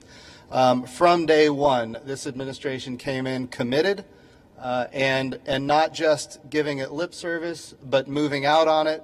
And you're hearing it not just from me, but from everybody around this table who has served with and for you, sir. And your leadership here has been astonishing. I have said, and I'll keep saying it, one of the best things President Trump did was reestablish the National Space Council. And right after that, putting his #1 guy, the Vice President of the United States, in charge of it. And it's been just a real pleasure serving on this council with you, sir. So I'll go through kind of where we are with the Artemis program, which of course is our return to the moon, not just with the next man, but with the first woman, which was a very direct order from the Vice President of the United States, who is carrying out the direction of the President of the United States. And so here's where we are, sir, and I'm very pleased to report the core stage of the SLS rocket is complete. It is at the Stennis Space Center being tested. All 4 RS-25 engines have been integrated, and we have now completed 6 of the 8 tests for what we call the green run. Right now we are in the midst of the 7th test, which we call the wet dress rehearsal. And of course the next test after the wet dress rehearsal is, no kidding, a live fire test of all 4 RS-25 engines. So we are very excited to be where we are. The SLS rocket, of course, is the moon rocket. I know we're sitting underneath a Saturn V, and this, of course, reminds us of the history, but we are here today talking about the future. And I want to assure my friend, the Director of National Intelligence, John Ratcliffe, that Saturn V is very secure. So we are not going to need a new DNI today, and I made sure of that. So I do think it's important to note that the SLS rocket, Mr. Vice President, is back on track and moving forward. The Orion crew capsule is complete. It has gone through environmental testing. We have done the launch abort testing, which is also complete and has been successful. It is mated to the European Service Module, and of course it is here at the Kennedy Space Center waiting for some more processing. So that again is good news. As we move forward, one of the big things that you gave us direction to do, and this was at the IAC, the International Astronautical Congress, was to make sure that we partnered with freedom-loving countries. And we have done that. We put together the Artemis Accords, which establishes what are the norms of behavior, what are the things we expect our partners in space exploration to do as we explore space together. And so we wrote out the Artemis Accords. We had great support from the State Department. I want to really tip my hat to what the State Department did. The Artemis Accords are complete. We're looking for transparency from all of our international partners. We're looking for interoperability. We're looking to make sure that if there are astronauts in distress, we all support each other. We're looking to make sure that the future of space exploration is peaceful. And all of this was enshrined in the Artemis Accords. And of course, one of the reasons to do all of this is because when we go to the moon this time, it's going to be with international partners, which we didn't have last time, but also this time we're going to have commercial partners. And we need to have the processes by which we can all agree to explore the moon safely, both with commercial and international partners, as the United States of America leads this coalition to the moon and eventually onto Mars. I want to be clear, we already have 9 countries that have signed up, 9 freedom-loving countries that signed up, and we just announced the Artemis Accords earlier this year. There are more countries that we're talking to every day that are interested, but here's the thing, and this is my experience as the NASA administrator. Everybody loves Artemis. All of our international partners want to be part of the Artemis program. That gives us a great tool of soft power to say, we want you with us, but when you come with us, there are basic standards of behavior that we need you to abide by, and all of those standards, by the way, are enshrined in the Outer Space Treaty of 1967. So all of that is very positive. The Gateway, our little, it's not really a space station, but it's an outpost around the moon, but it's going to give us the extra energy that we need to get to low lunar orbit, to the surface of the moon, and then back to the Gateway. The Gateway is under development. We are rapidly moving forward on the Gateway. The power and propulsion element and what we call HALO, which is Habitation and Logistics Outpost, is under development. We're going to put those two together. We're going to launch them on a single rocket, and we're going to do that by the year 2023. So the Gateway will be underway by 2023. We're also very excited that the Gateway, in fact, and this is for Dr. Drogemeyer, we've already selected 2 science experiments to be on the Gateway in orbit around the moon, and those 2 science experiments have to do with space weather and the radiation of deep space. So this is going to enable us to get more science than we could otherwise get, and of course we all know Dr. Drogemeyer. He mentioned Oklahoma earlier. Dr. Drogemeyer comes from Oklahoma, very amazing weather scientist, and now expanding that field all the way to space weather. So we're there with you, sir, and we'll keep moving forward on that. We think about our European partners.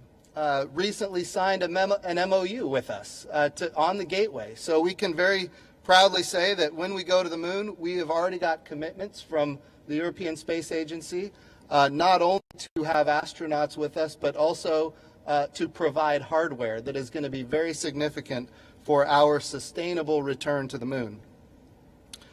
So we have also opened up the aperture a little bit when we go to the moon. One of my first initiatives, Mr. Vice President, as you know, was we're going to go commercially, as directed by you and the President of the United States. So we initiated the Commercial Lunar Payload Services Program to take NASA payloads to the surface of the moon.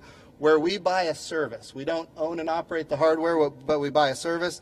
We now have a number of companies that have signed up to be part of this program. Sir, you mentioned earlier that we're going to actually buy some of that regolith on the moon. We're going to buy resources, and we're going to prove that this is a model of operations that is workable. And of course, the Artemis Accords are a big part of that as well. I saw Sean Mahoney is here from Aston Space Systems. I think Secretary Ross, you mentioned Astrobotic.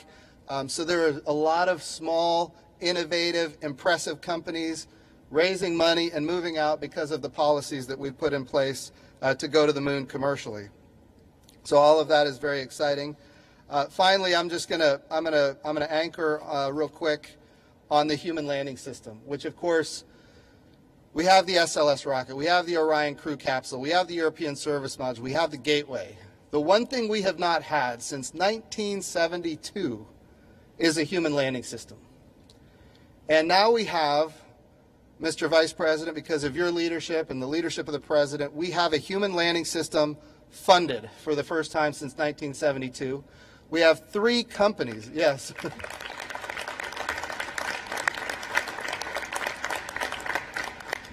We have 3 companies that are under contract. There's a lot of companies involved, I want to be clear, but 3 prime contractors that will be leading the efforts for the human landing system. We're in a base period right now where we're looking at how we're going to land on the moon.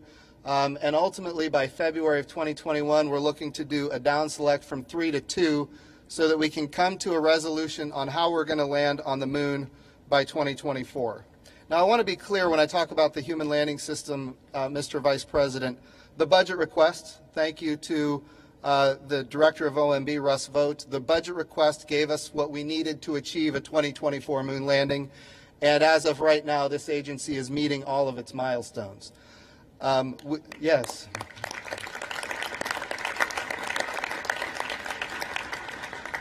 We are in the midst of, as the Director of the Budget has said, we're in the midst of negotiating to get that lander funded.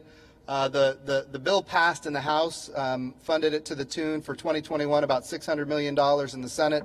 It was about $1 billion. Now, $1 billion is a lot of money, and I want to be really clear. We are so grateful for the bipartisan support for this. That's one of the biggest things that we have to have moving forward.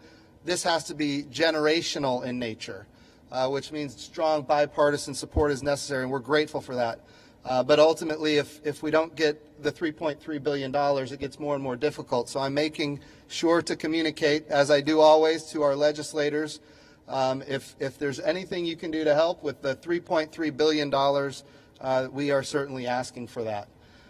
Sir, I've been told we're going to show a video here, but I can see, did you have anything to say before we go to the video?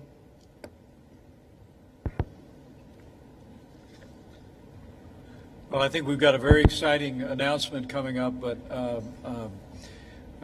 I just couldn't be more grateful. For those of you looking on that are just now taking an interest in the program, we are beneath an Apollo Saturn V rocket, but we're about to see a major and historic step in setting into motion in one more way the Artemis program and the Artemis rockets that will take to the skies over the next several years and on to the moon and ultimately to Mars.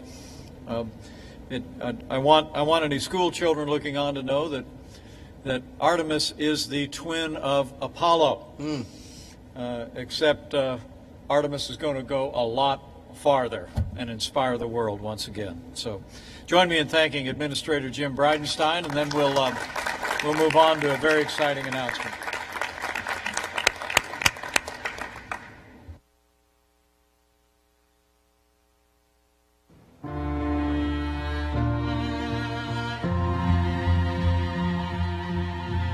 The Apollo missions were a daring success and highlighted what a generation of ambition can accomplish. We choose to go to the moon, but in a whole new way. Not as a destination, but as a beginning. And not alone, but with a global coalition of explorers. This calling is part of what makes us human. And it is this generation's turn to set the tone. We are going to lead a journey of discovery that benefits our planet with life-changing science. To use the moon and its resources as a technology testbed to go even farther. To learn how to establish and sustain a human presence beyond Earth. This time, we're going as the Artemis generation. We will discover, prove that it's possible, and bring all that we learned back home. To benefit all of humanity. And then we will take the next giant leap. Mars. Welcome. Welcome. Welcome to the Artemis generation.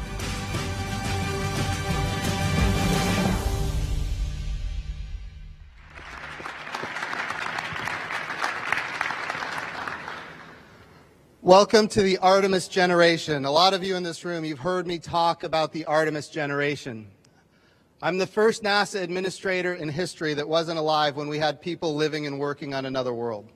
And of course, it is our goal that I'm the last NASA administrator in history that wasn't alive when we have people living and working on another world. Our goal is to go to the moon sustainably, to learn how to live and work on another world so that ultimately we can take all of that knowledge onto Mars. And the Vice President of the United States came to the Marshall Space Flight Center in Alabama, and what he said to us at that time was he directed us to make sure that we go back to the moon, this time sustainably, and we go back to the moon with the next man and the first woman. And that's what this program is all about. And today we have this very special and unique milestone where it is time to announce who those people will be. And Mr. Vice President, if you would come up to the front here and share with the audience who our astronauts are going to be. This is the first cadre of our Artemis astronauts. I want to be clear. There's going to be more. And of course, there's going to be astronauts that are in low Earth orbit that are going to go to the moon, and astronauts that go to the moon that are going to be in low Earth orbit. But Mr. Vice President, please do us the honor of introducing who these folks are, and you'll see on the video their images when he announces them. Thank you, Jim. It's now my honor to announce the names of the Artemis astronauts who will take us back to the moon and beyond. Joe Acaba.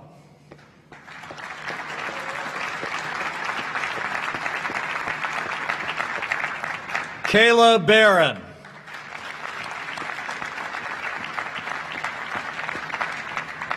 Raja Chari.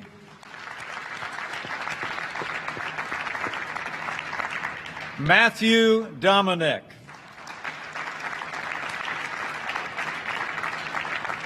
Victor Glover.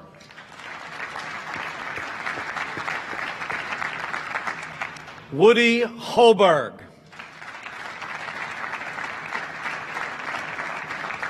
Johnny Kim.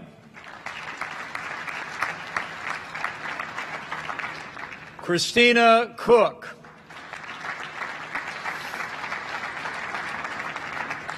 Kjell Lindgren. Nicole Mann. Ann McLean. Jessica Meir. Jasmine Mogbeli.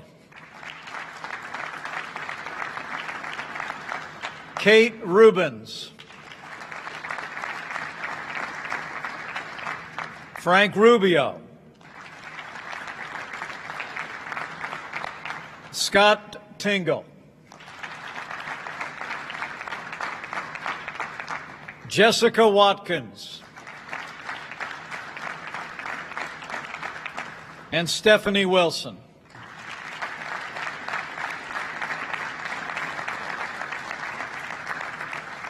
And now it's my special honor to welcome 5 members of the Artemis generation who are here with us today at the Kennedy Space Center. Jessica Watkins.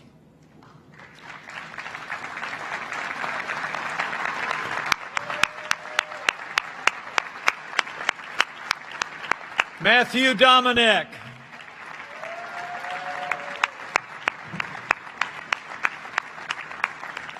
Ann McLean.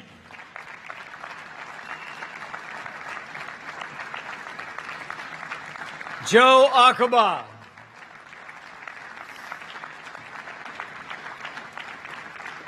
And Jessica Meir.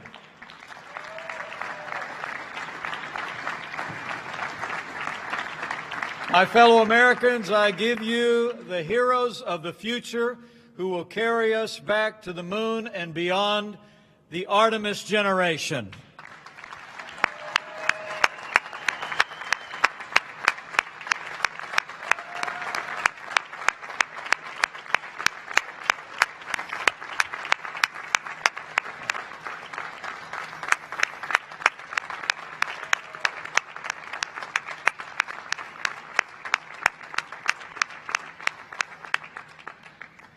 Well, thank you all for stepping forward and for the excellence that you've shown throughout this program. And congratulations to you and all of those that were just named that are part of the Artemis generation. It really is amazing to think that the next man and the first woman on the moon are among the names that we just read, and they may be standing in the room with us right now. We started today reflecting on a great hero of the past. The Artemis generation are the heroes of American space exploration in the future. Would you join me in showing our appreciation for their great heroism and their character one more time?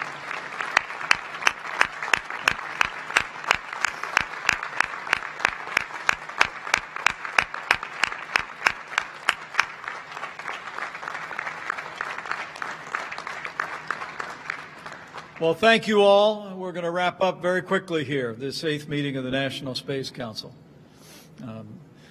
With gratitude to these heroes who stepped forward, and let me just say a personal note of gratitude to all of the dedicated men and women and the staffs who stepped forward to serve the National Space Council over the last 4 years. I think you could tell today in just summary fashion the extraordinary difference for our economy and for our security that the National Space Council, under the leadership of President Donald Trump, has made in renewing American leadership in space. And join me in thanking all the members of the National Space Council one more time. Would you please?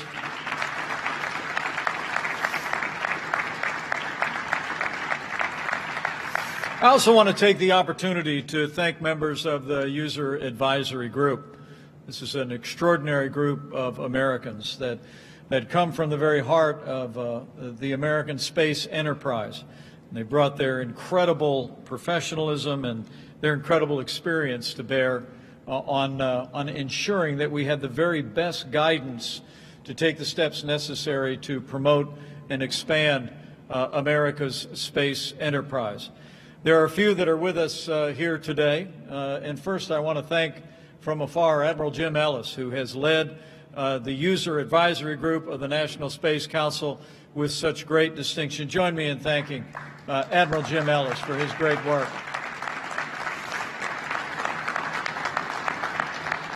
There are 28 members of the User Advisory Group that have given us great counsel all along the way. They've dedicated countless hours to giving us their very best advice. A few are actually with us here today for this 8th meeting of the National Space Council.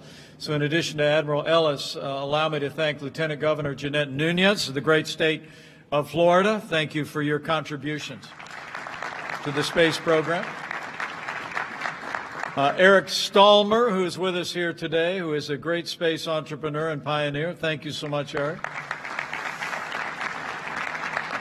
Another great space entrepreneur who's been leading the way and has become a great champion of American leadership in space, Fatih Osman and his wonderful wife. Thank you for your great leadership.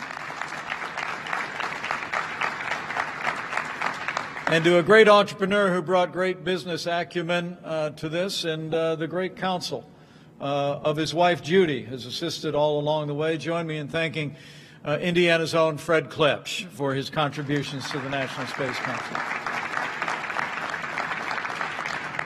I come to this 8th meeting of the National Space Council just with a heart filled with gratitude. I'm humbled by the efforts of all of those that are gathered here. The military leadership from the Department of Defense, Secretary Barrett, General Raymond, General Hyten, and others who have stepped forward to really transform the commitment of our nation to ensuring the security of the American people from space, but also the vitality of America's ideals in space for generations to come. But I know I speak on behalf of the President as well when I just express my appreciation for all the members of this administration who caught the same vision. I love what Dr. Pace said a few moments ago. He said there's nothing more terrifying than having a boss who cares about what you're doing, has an interest in what you're doing. And all I can say is I can relate.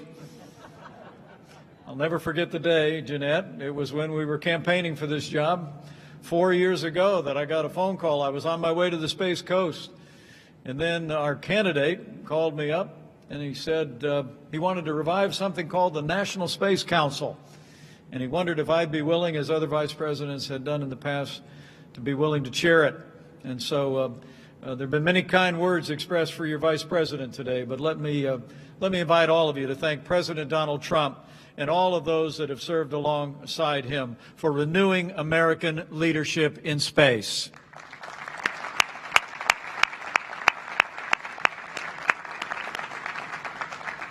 And as I close this meeting and in the company of these extraordinary Americans, let me just also say that I think the best days for American leadership in space are yet to come. And I know with the caliber of the men and women that have stepped forward in this program, Artemis, that we're going to make all new history. We're going to fill up places like this again and again.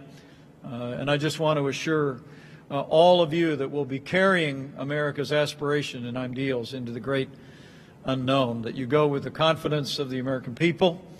You will have the support of people all across this country as you inspire the world. And I'm very confident that you will go with the prayers of tens of millions of Americans who are grateful for your courage and your service and the service of all of those that we announced today as part of the Artemis generation. And my prayer will be in those ancient words that you would be confident that as you rise on the wings of the dawn, settle on the far side of the sea, but as the good book says, even if you go up to the heavens, my prayer is that you know that even there his hand will guide you and his right hand will hold you fast. So join me in thanking the Artemis generation, the National Space Council, our user advisory group, and every American who has contributed to this cause these past 4 years. Because of all of you, America is leading in space once again, and we will be leading for generations to come. Thank you very much. God bless you all.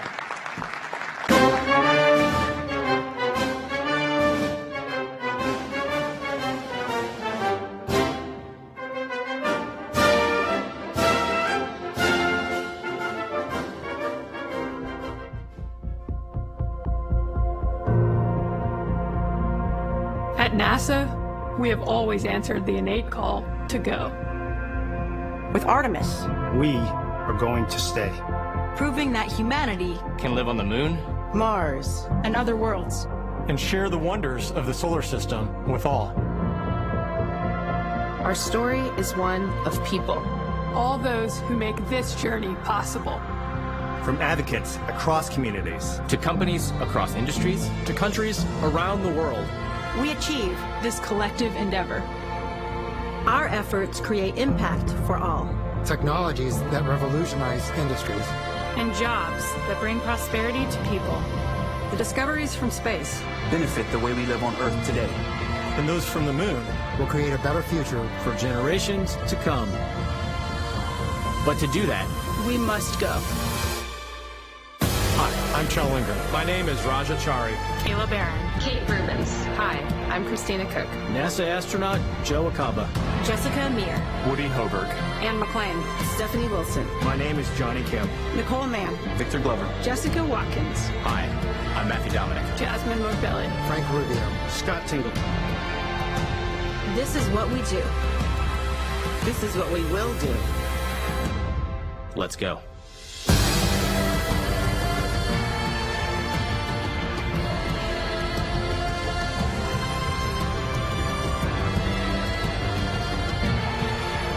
We go to the moon to learn how to live on other planets. For the benefit of all.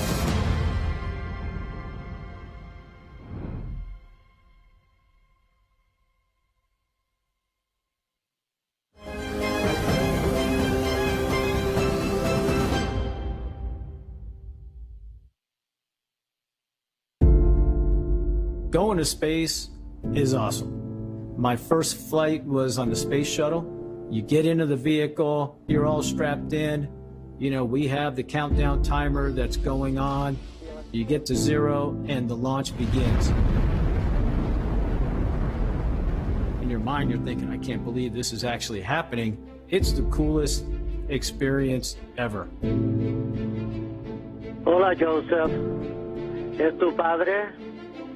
Hey, Pops. It's good to hear your voice.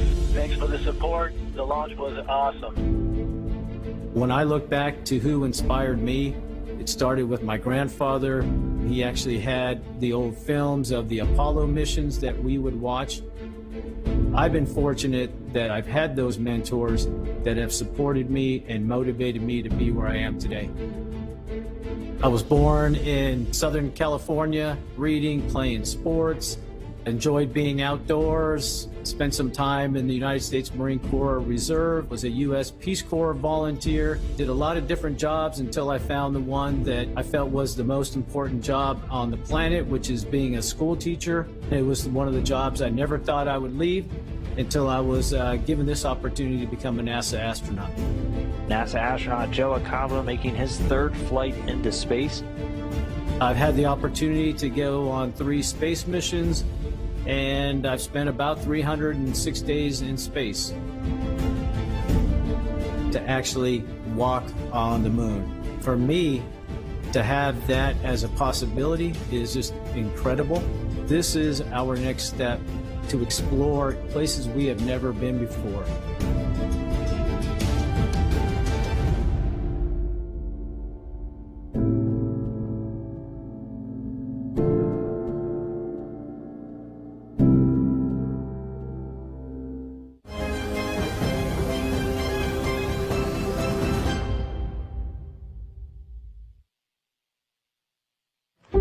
All right, NASA family and friends, our first astronaut, Kayla Barron. I think the thing that's most important to me is just the inspiration of exploration. I think we all have this innate sense to explore, whether you're the one who actually gets to step on the moon or not. I think it changes all of us to know that we can actually do things that would be unimaginable to the generations that came before us. 9/11 happened 8 days before my 14th birthday, so I was in 8th grade. And I was really inspired by how our country responded to that really tragic event. It really made me realize that I wanted to serve and commit myself to something that was bigger than just me. And there's a huge diversity of opportunities in the Navy, whether it's flying a plane, driving a surface ship, driving a submarine, being a doctor. And I spent a week with the submarine warfare community, including a day underway. And I was so impressed by the sailors on that submarine. They just seemed like the kind of people who would teach me how to be a good leader. For me, the dream of becoming an astronaut cemented itself pretty late in my life. I went back to the Naval Academy to work for Admiral Ted Carter. And because I was working with him, I got to go to all of these really cool events and meet a lot of people who I had no business talking to, really. I met one of his classmates, former astronaut Kay Heyer, and she was telling me about one of her shuttle missions where they were building the early space station. And I said, you know, that sounds a lot like a submarine in space. She looked at me and she was like, it totally is. That's exactly what it's like. And that was sort of the lightning strike moment. As a kid, I knew about astronauts. I watched shuttle launches on TV. I knew we were in space, but never seemed like something that I could do. But I had really good mentorship at that time. You know, I shared that dream with my boss, Admiral Carter. He turned to me and he said, Kayla, do you know how you become an astronaut? You apply. And for me, that was the perfect mentorship I needed in that moment. I'm somebody who thinks really hard about everything I do, all the details. And he said, you know, it's actually pretty simple. You just got to put yourself out there and you never know what's going to happen. So I did apply and it ended up working out. Here I am. I think you're one of my favorite people.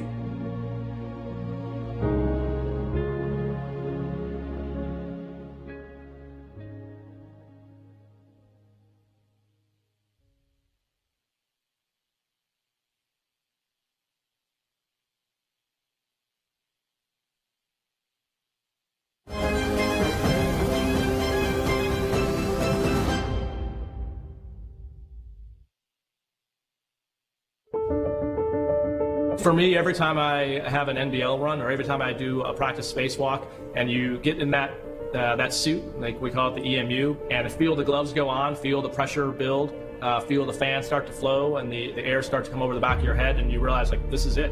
That's when it really strikes me that this is actually not a dream. This is actually happening. I'm Raja Chari. I go by Grinder. I grew up in Iowa. I went to the Air Force Academy and then MIT, and then I was an Air Force test pilot. If I ask my mom, she definitely has memories of me as a child talking about being an astronaut. Well, I always knew I wanted to do something related to aviation, but at the same time, I think I also started to tell myself it wasn't really possible because it was just something to get let down from. Every phase of my life I had doubt, whether it was at the Air Force Academy and wondering whether I could survive basic training, whether it was when I was at MIT or even pilot training, failing check rides and thinking, again, maybe I'm on the wrong path. But I think in all those events, I've been blessed to have a supportive family, supportive spouse, supportive mentors and leaders who helped me at the time realize like, hey, these are setbacks and you get better by tackling those head on. For the Artemis mission, they're not just PowerPoint slides. They're actually metals being bent, shaped, formed to build the things that we're going to use. And as a test pilot background, this is a dream job to actually be involved in all this. Now looking back, I would have told myself, hey, just pause and appreciate what's actually happening around you and the magic of the moment that you're in. Newton talks about, standing on the shoulders of giants. Now, I'm definitely not a giant, but if I can throw a little stepping stone out there, that would be my goal. My name is Raja Chari.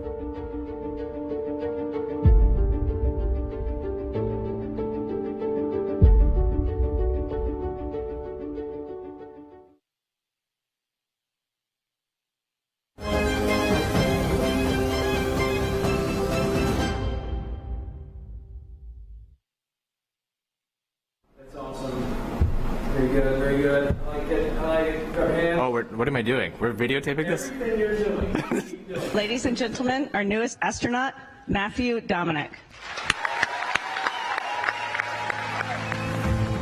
I think if you boil it down to it, I'm a father, a husband, and an explorer. For my whole life, I've always wanted to explore further. I didn't exactly know where I was going to go at any one time, but I always knew I wanted to go further or faster or higher. I remember as a kid going to air shows with my dad and just looking at airplanes, and I wanted to understand it, and so it was just drawn to it. Every air show I went to, I wanted to go get in that airplane. I grew up in Wheat Ridge, Colorado. I went to the University of San Diego for electrical engineering and went to Naval Postgraduate School as well, naval test pilot. It's certainly a sacrifice for family and friends. Being in the military, we would go on deployments and lose contact with them, and they understood the risk that we were taking. You think about the immense responsibility put on you at times. You don't want to let the world down, but it's about pushing humanity forward and keeping America safe.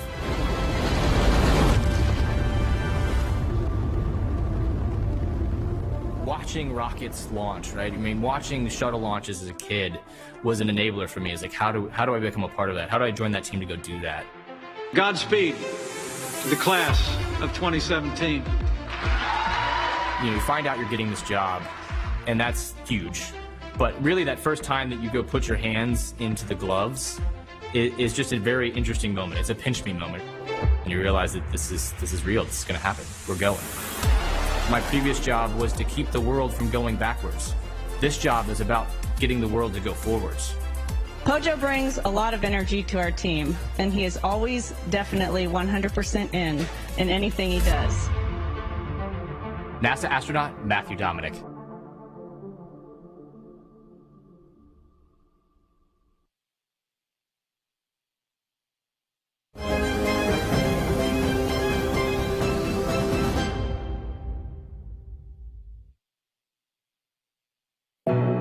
My earliest idea of who I wanted to be growing up was my father. My father was a police officer, and so I wanted to be a police officer. And then I saw a shuttle launch on television, and I thought, I really want to drive one of those. And yes, I said drive because I didn't know any pilots or engineers even for that matter. I'm a public servant, and I have been for 22 years, since January of 1998. And so I ask myself, have I done all that I can for my country and for my family? I have fantasized about stepping on the moon. It's my dream. My dream is to work on the surface of the moon. And being able to launch humans from American soil is a very big part of that. I was sitting at my desk in the Russell Senate office building, and I got a phone call from a Houston phone number, and by the time I answered, I missed it. And so I called back, and after a lot of waiting and being transferred, I was transferred to Janet Kavandi, who was the chair of our board, and she asked me if I wanted to come to Houston and commence training. And I actually pinched myself several times walking back to my office. There is no way that this is a real thing. I'm gonna wake up and be so disappointed. When I woke up the next day, and I actually had an email from Janet saying it was not a dream. That was actually unreal. He's a lieutenant commander in the United States Navy, where he flew F-18s. He came to us from Washington, D.C., where he was serving as the United States Navy Legislative Fellow in the United States Senate. Victor? Being selected for this job, you can't help but to think of, I've got so many friends that I know could do this job well. And that feeling of, wow, why didn't they get it? And, feeling like you're not really good enough cut out for the job. And I felt all of those things. Being a father, a husband, all of those things come with doubt. And I think you have to learn to get comfortable with the doubt. They call things moonshots when people accomplish something amazing. No matter how good a story you tell, people are captivated by real world accomplishment. It's our generation's opportunity to have our own literal moonshot, and then to continue inspiring future generations to reach for the moon. They not only have the right stuff, they represent the full tapestry of American diversity. Their journey begins now, and the nation will be right beside them, reaching for the stars.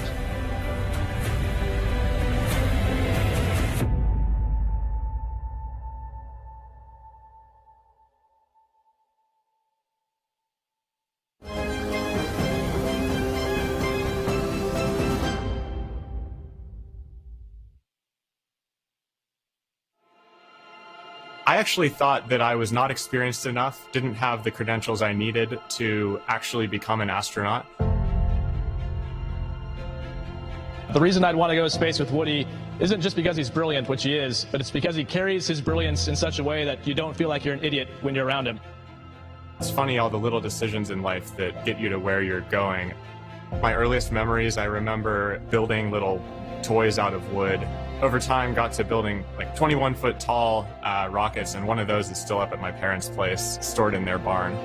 I remember agonizing over what my major should be, and finally I sort of threw up my hands and said, I really like airplanes and things that fly, so I'll do aerospace engineering. One of the best decisions of my life was taking summers away from grad school to work search and rescue in Yosemite. One of my favorite parts of the job was getting thrown into situations where I wasn't quite sure what to do. The confidence I gained from that was that I can deal with the unexpected and adapt and overcome. The other great thing about Woody is he applies that brilliance across all phases of his life, whether it's in the outdoors, where he basically saved half our class from getting severe hypothermia like it was no big deal.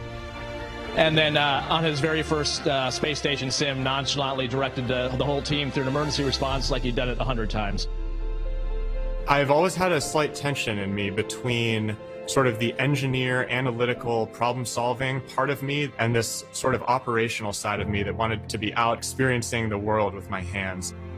I feel really lucky to be here now where I have an opportunity to do operational things but also solve really hard technical problems. When we go do hard things and challenge ourselves in that way, we will learn new things that will benefit us. Ladies and gentlemen, our next newest astronaut, Woody Hoberg.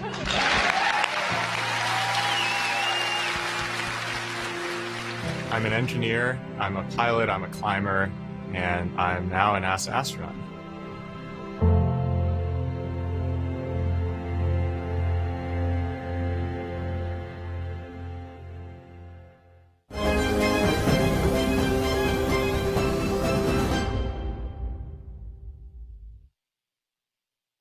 Ladies and gentlemen, the newest NASA astronaut, Jonathan Kim.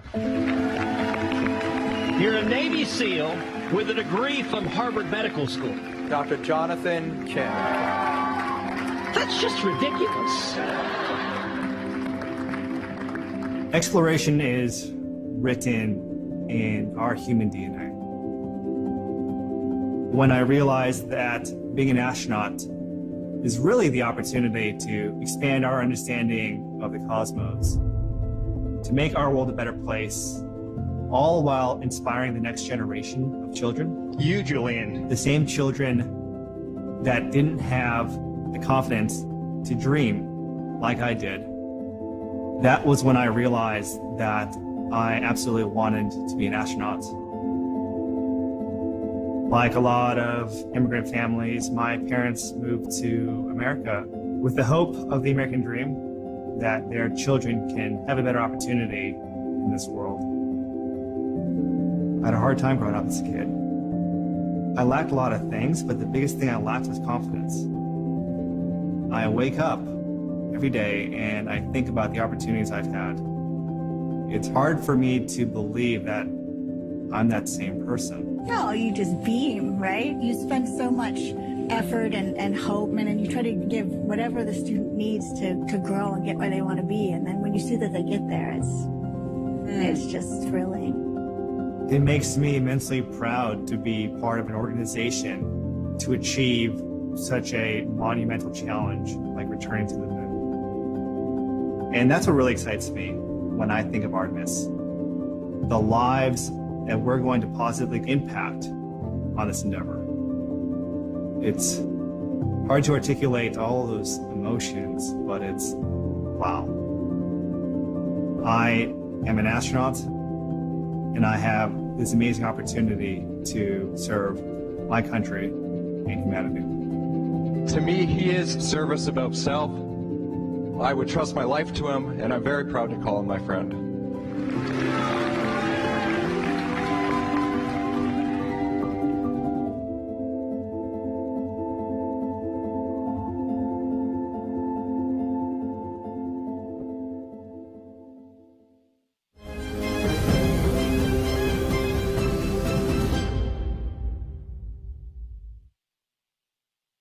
Today's spaceflight will be the very first for NASA's Christina Cook. We have to answer humanity's call to explore. We have to set ourselves as the leadership and proactively seeking out challenges and learning that when we focus on one thing and we focus on it together, we can achieve anything. I am someone who has loved exploration on the frontiers since I was little. I used to be inspired by the night sky, and throughout my career, it's been this balance between engineering for space science missions and doing science in really remote places all over the world. I loved things that made me feel small, things that made me ponder the size of the universe, my place in it, and everything that was out there to explore. And I put that stuff to work making science gadgets for NASA space science missions and working really hard in that career, but also setting goals in hobbies that I had. I learned to rock climb, I learned to sail, finally learning surfing at this point in my life. And so I think working hard on all fronts to be a better person and to contribute the most to the world is really what's important to me. I really don't remember a time when I didn't want to be an astronaut. For me, I learned that if I was going to be an astronaut, it was because my passions turned me into someone that could contribute the most as someone contributing to human spaceflight. So I didn't necessarily live my life according to checkboxes of how you can become an astronaut, but I followed those passions and one year looked at who I had become and the skills I had gathered, and I asked, could I sit across from a table and present myself as someone who could do this well? And I thought, I'm going to give it a shot. You know, there was a moment where it came to me that this was the most exquisite personal and professional moment of my life, a moment of career culmination where everything I had learned personally, professionally, every skill I had been taught, every hero I had emulated, it was all coming together in this moment. And I realized that I wanted my work to tell every single person on Earth that they could have that moment too if they worked hard for it. And I wanted every single person on Earth to feel that same feeling.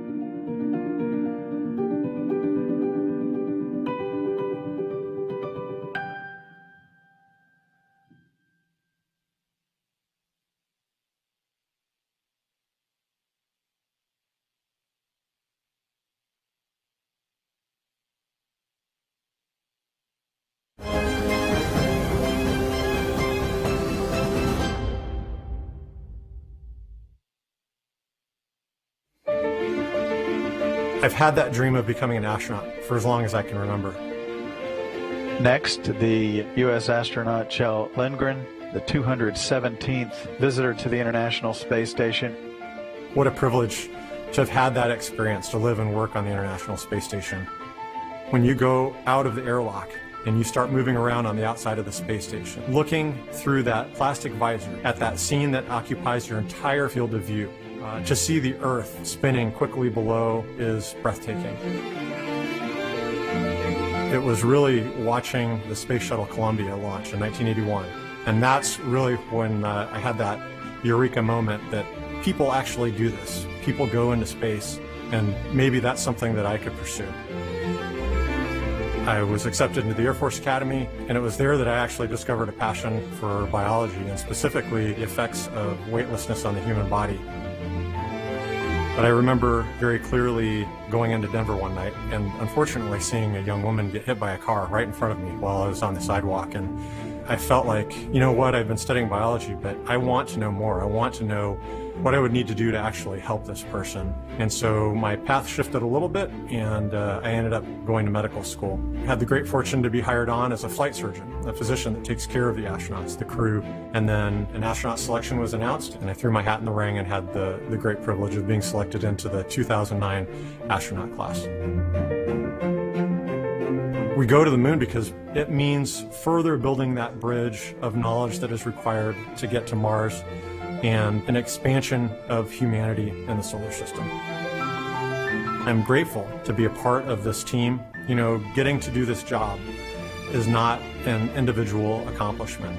It represents effort and work of folks that have been walking alongside me, my family, classmates, colleagues, teachers, mentors, coaches. I am grateful for their investment of time and energy in helping me to achieve this goal.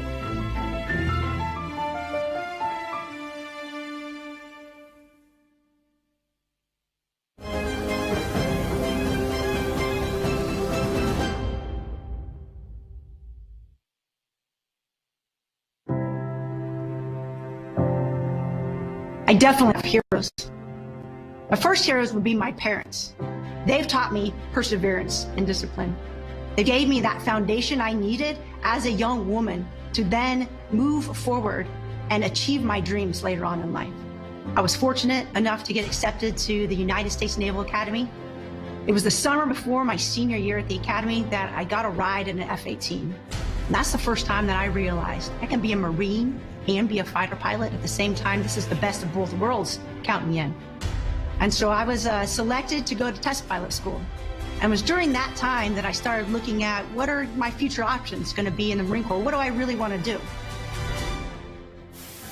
NASA says it's accepting applications for new astronauts. Of the roughly 3,500 applicants NASA is expecting, only about 15 will be selected for training. And I thought to myself, well, that's crazy. There's no way that I would ever be accepted to become an astronaut. And I went home and I spoke with my husband about it. And he looked at me like I was crazy. And he said, why would you ever pass up such an incredible opportunity? If you never apply, you're never going to know if you could make it or if you could have made it. That really changed my perspective on life. So I applied to become an astronaut. And I was very fortunate enough to be selected in the class of 2013. I'm thrilled to be joining the NASA team and looking forward to the next 2 years of training. Thank you. And we've been training ever since, preparing to support current missions on board the International Space Station. And now we're preparing for the Artemis mission. Just as the United States was the first nation to reach the moon in the 20th century, so too will we be the first nation to return astronauts to the moon in the 21st century. Artemis and our mission to the moon is no longer some far-fetched dream or some science fiction idea. This is reality. We are going. What we're going to learn on the moon goes beyond space exploration. It benefits humans on Earth. It gives enthusiasm to our younger generation to go after their dreams and to help be a part of this evolution of our human race.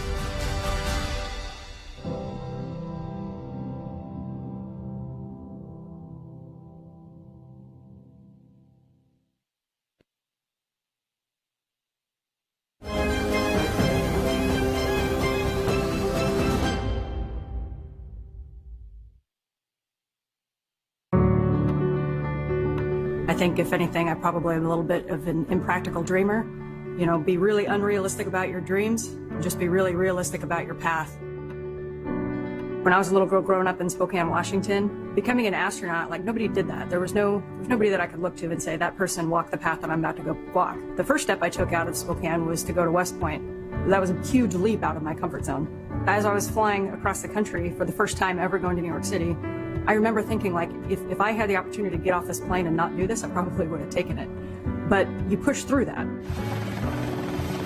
I remember sitting on the airplane and flying down to NASA for an astronaut interview, and I had the exact same feeling as when I was flying to West Point as an 18-year-old kid, and it was like, maybe this is where I've reached too far, maybe this is where I've pushed too far, this is where it all ends. What little girls from Spokane, Washington grew up to be an astronaut? I'm just not even going to try. And so when I say I'm an impractical dreamer, I mean, I never listened to that part of me that says, hey, you're probably not going to succeed at this. I always listened to the part that said, well, somebody's going to. Maybe it's going to be you. We have liftoff of Anne McClain blasting through the Kazakh sky to the International Space Station. You know, I've always been so focused on my goals, and I've always just sprinted toward those goals. And when I look back at all the achievements aren't actually what I remember, it's the people that I did them with. The person that wins the rugby match is the one that, despite all of those hits, despite all of the contact, actually thinks 10 steps ahead, thinks 5 steps ahead as a team, and it's a strategy game.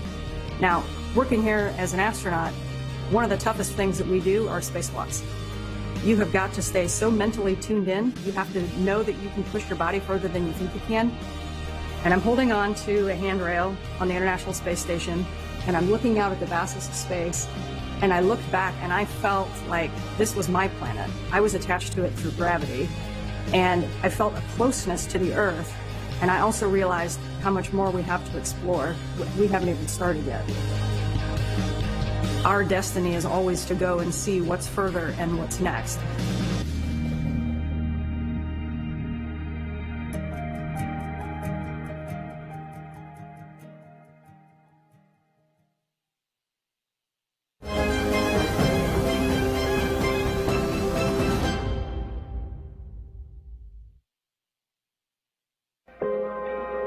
I first started saying I wanted to be an astronaut when I was 5 years old.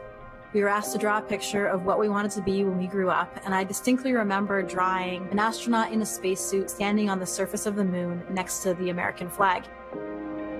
People always associated space with me. They called me Space Girl. They knew that it was this ultimate passion that I had and this goal. In this historic moment, first time that two women have done a spacewalk together. I wrote this in my high school yearbook. And under future plans, I said to go for a spacewalk. Never forget that moment coming out the hatch and looking down and seeing just my boots and the earth below. And it was such a spectacular and beautiful sight. I probably didn't have the most traditional path of becoming an astronaut. It was biology and understanding more about animals that really drove me. And so that's what I pursued. I'm always telling people everybody should be scuba divers. There's this whole world underwater that most people don't get to experience. And for me, being in space shares a lot of the similarities of that underwater world. You're traveling around and moving in a different realm. You have to trust in your hardware, trust in your equipment, and trust in all the people that have helped you get where you are. In my experience as a scientist diving underwater or working as an astronaut in space, you're challenged both mentally and physically at the same time. And I think those are the times when I've really felt the most content in my life. The thing is, it just keeps getting better and better. From the moment I arrived on the space station, I've had a huge smile on my face. Following your heart and following the things that you're passionate about, you can still achieve your dreams and your goals, and that's exactly what happened for me. I think I've always looked up at the moon and thought about what it would be like to be there. We're going to the moon to explore, and we're going to the moon for scientific discovery. I don't look at this as my own accomplishment or something just for me. This is our mission. This is everybody's mission. Our entire planet's really. I'm NASA astronaut Jessica Meir.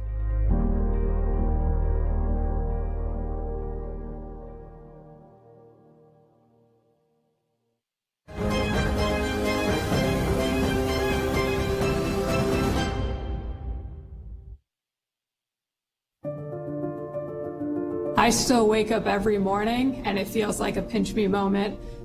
to think that I'm actually an astronaut right now.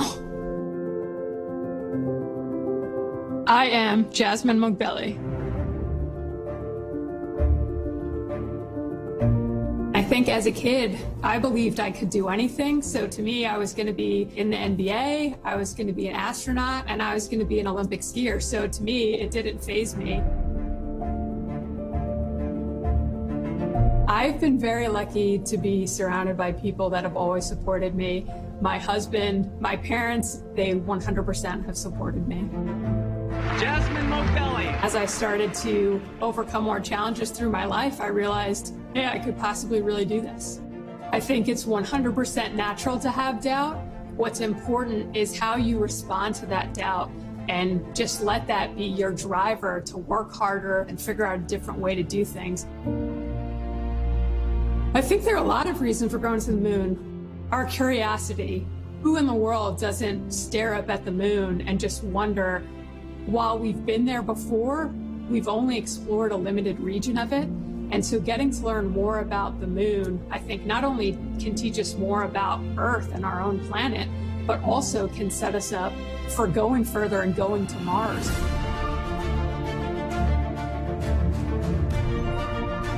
And when you talk about the way we want to go to the moon for Artemis, one, going to the lunar South Pole, just landing on that South Pole with the lighting conditions. There are permanently shadowed regions, so we can't use solar energy necessarily. What resources are on the moon that we can use? How much of them are there? How can we use a base from the moon to go further?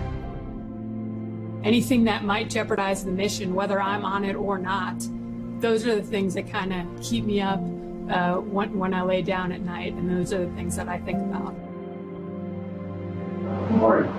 It's a deep question. Who am I? Well, I'm a wife now. I'm a daughter, my parents' favorite child, probably. I'm a Marine, and I'm an astronaut.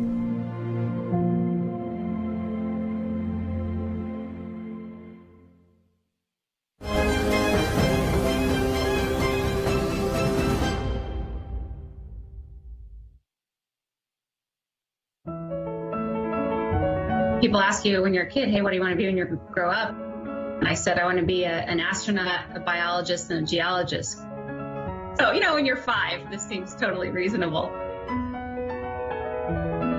Studying microbiology on station is very similar to the Earth, except for you're floating.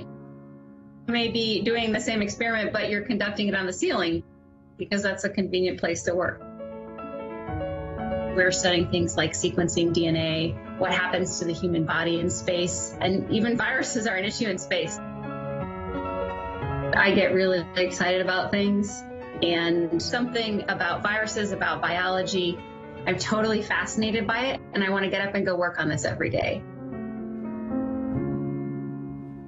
Became the first person to sequence DNA in space. With the addition of NASA astronaut Kate Rubins, these 3 are about to begin the first planned to-orbit flight to the International Space Station with humans on board. Space is both a place that is like this far off, almost fantastical thing that you think about and people dream about. But then on the other hand, to me, it's a home. I've been there. I've lived there for 6 months. I have friends there. I'm looking forward to going back there like you would look forward to visiting an old apartment. The moon is an incredible destination. We have been there, but we were there for such a brief period of time. Apollo, it united the world. And so to think, when we're having dark times, to think of the fact that we might have people on the planet able to look up and know that there's humans on the moon and that we've done this as a joint international collaboration. I can't even describe what kinds of the benefits that might be, both for our partnerships in the world and just for joy and inspiration in people's everyday lives. Less than 10 minutes away from today's launch, this is Kate Rubins celebrating her birthday with a launch to the International Space Station. I think if I was going to talk to my younger self, I would say, don't be so stressed out about what you're doing at the moment, because it's such an honor to be a scientist and to be an astronaut. Just enjoy what you're doing every day.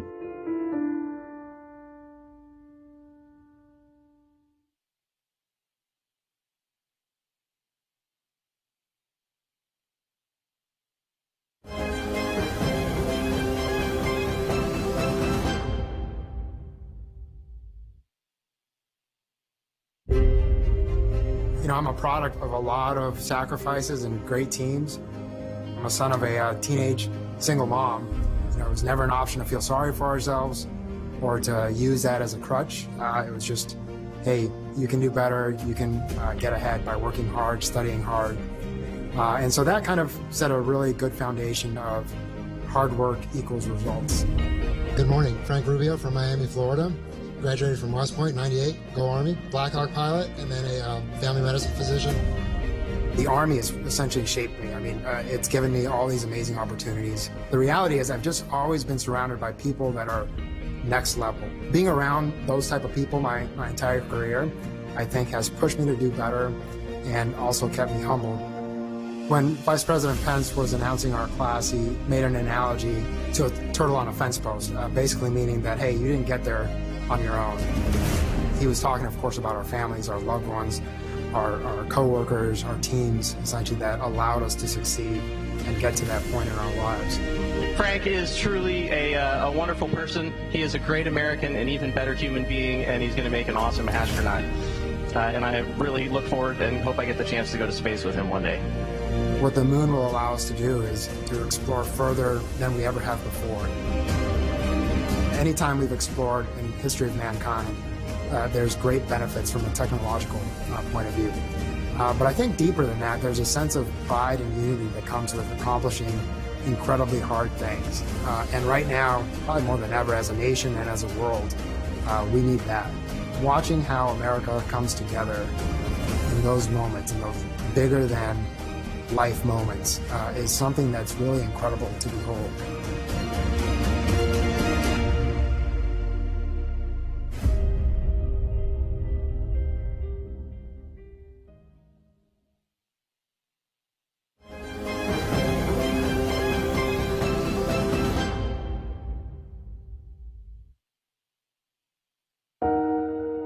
Right now, an American astronaut, a Japanese astronaut, and a Russian cosmonaut are strapped inside of a Soyuz spacecraft. There's always the, why did you climb the mountain? Because it's there. We all travel down the street, we look out the window, we're in the backyard. There are moons out there. You can't miss it. It's beautiful. It's there every day. Why would we not want to go there? We need to go there. 1 minute, 10 seconds away from liftoff. I was in junior high. The teacher asked, what do you want to be when you grow up? And everyone was saying, I want to be a plumber, I want to be an architect, I want to be an accountant. And I said, I want to be an astronaut. And literally everyone in the class laughed. But then the teacher looked at me and said, right on. And liftoff. Scott Tingle, Anton Shkaplerov, and Norishiki Kanai on their way to the International Space Station. Look, this is evolution. We didn't always have the technology and the capability that we have today. We didn't always have automobiles. We weren't always able to just jump in a vehicle and travel for 16 hours and get to the other side of the country. So this is the next step in evolution, to be able to take systems and hone our processes and get our operations down so that we can set up camp on a place that's different from Earth so that we can conduct science that'll better humankind. This was just a dream when I first met my wife. You know, was it going to happen? Was it not going to happen? Who knows? But we're here and we're doing it. And every step we take is both a challenge and a reward. And to be able to live that life and look back at the track that we used to get here is it's just amazing. Life is pretty busy when you have lofty goals and you're constantly focused, you're constantly working to get positive results. But that moment for me was coming out of the Soyuz on my first space flight and standing on the ground for the first time in 6 months and realizing that I did it.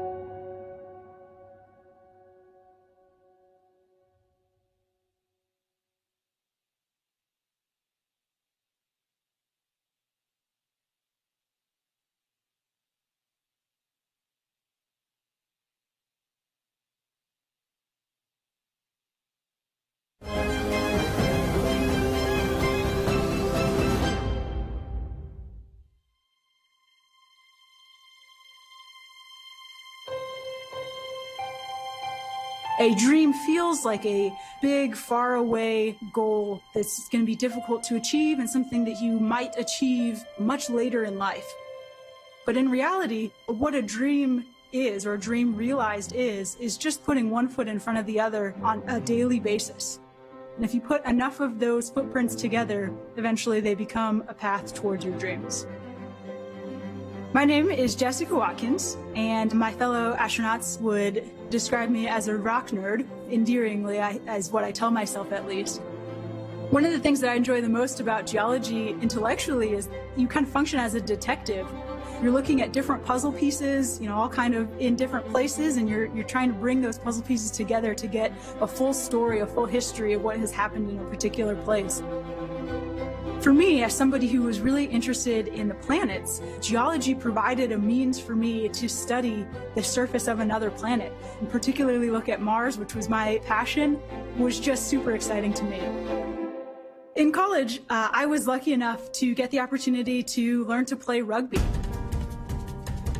It was one of the best opportunities in my life, getting to play with the rugby team at Stanford and play in national championships and even win one. I think one of the biggest lessons that I take away from my rugby career is the importance of teamwork. Rugby in particular has positions that are all suited to different types of body types, different strengths that people bring to the table. And I think that is not unlike our team here at NASA, where everybody comes and brings their different strengths, their different expertise to form a powerful and winning team. This endeavor to go to the moon is going to be hard. It is not something that we can do individually. It's not something that we can do on our own. And I think especially in these times, it's really important for us to recognize how much we need each other and the importance of coming together for one goal. And I think that going back to the moon really embodies that. This is Mission Control Houston. We are now processing telemetry from the Orion spacecraft.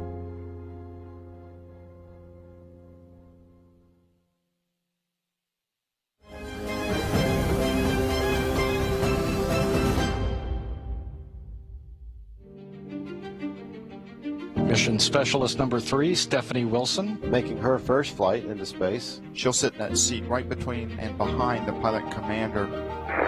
ATD, MS3, contact. MS3, this is NTD. I've got you loud and clear. Good morning, Stephanie.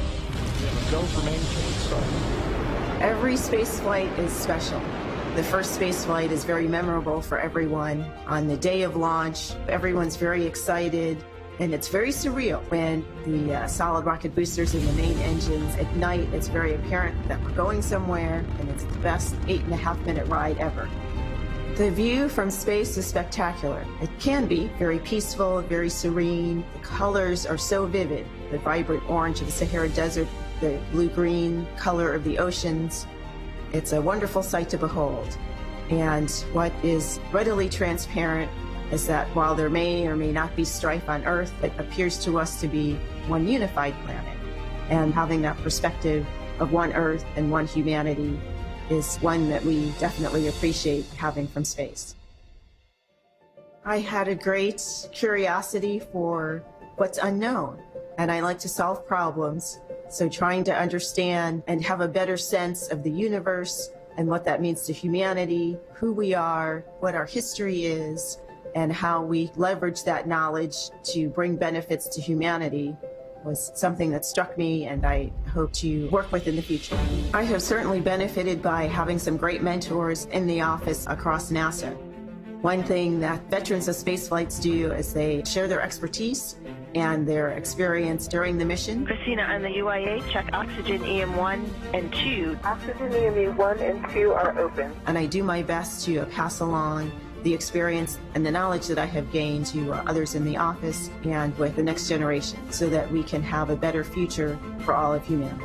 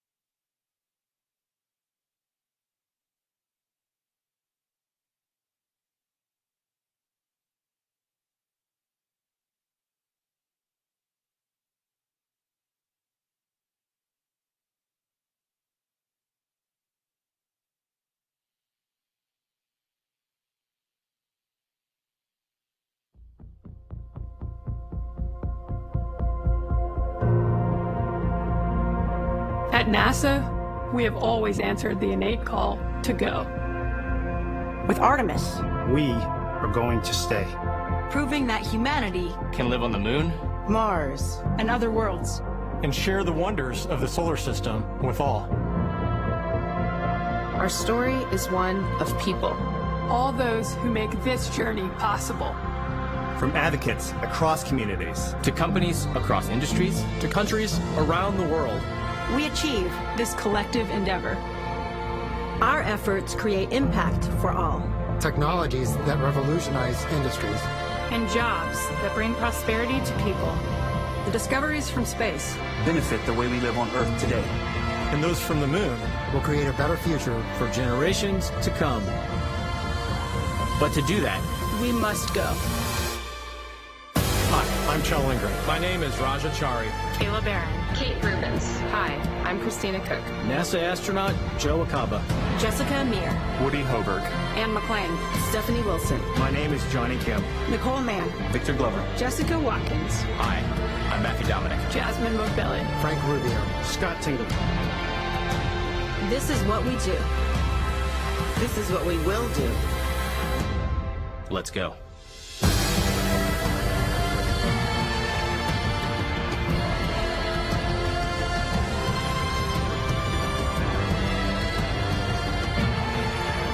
We go to the moon to learn how to live on other planets. For the benefit of all.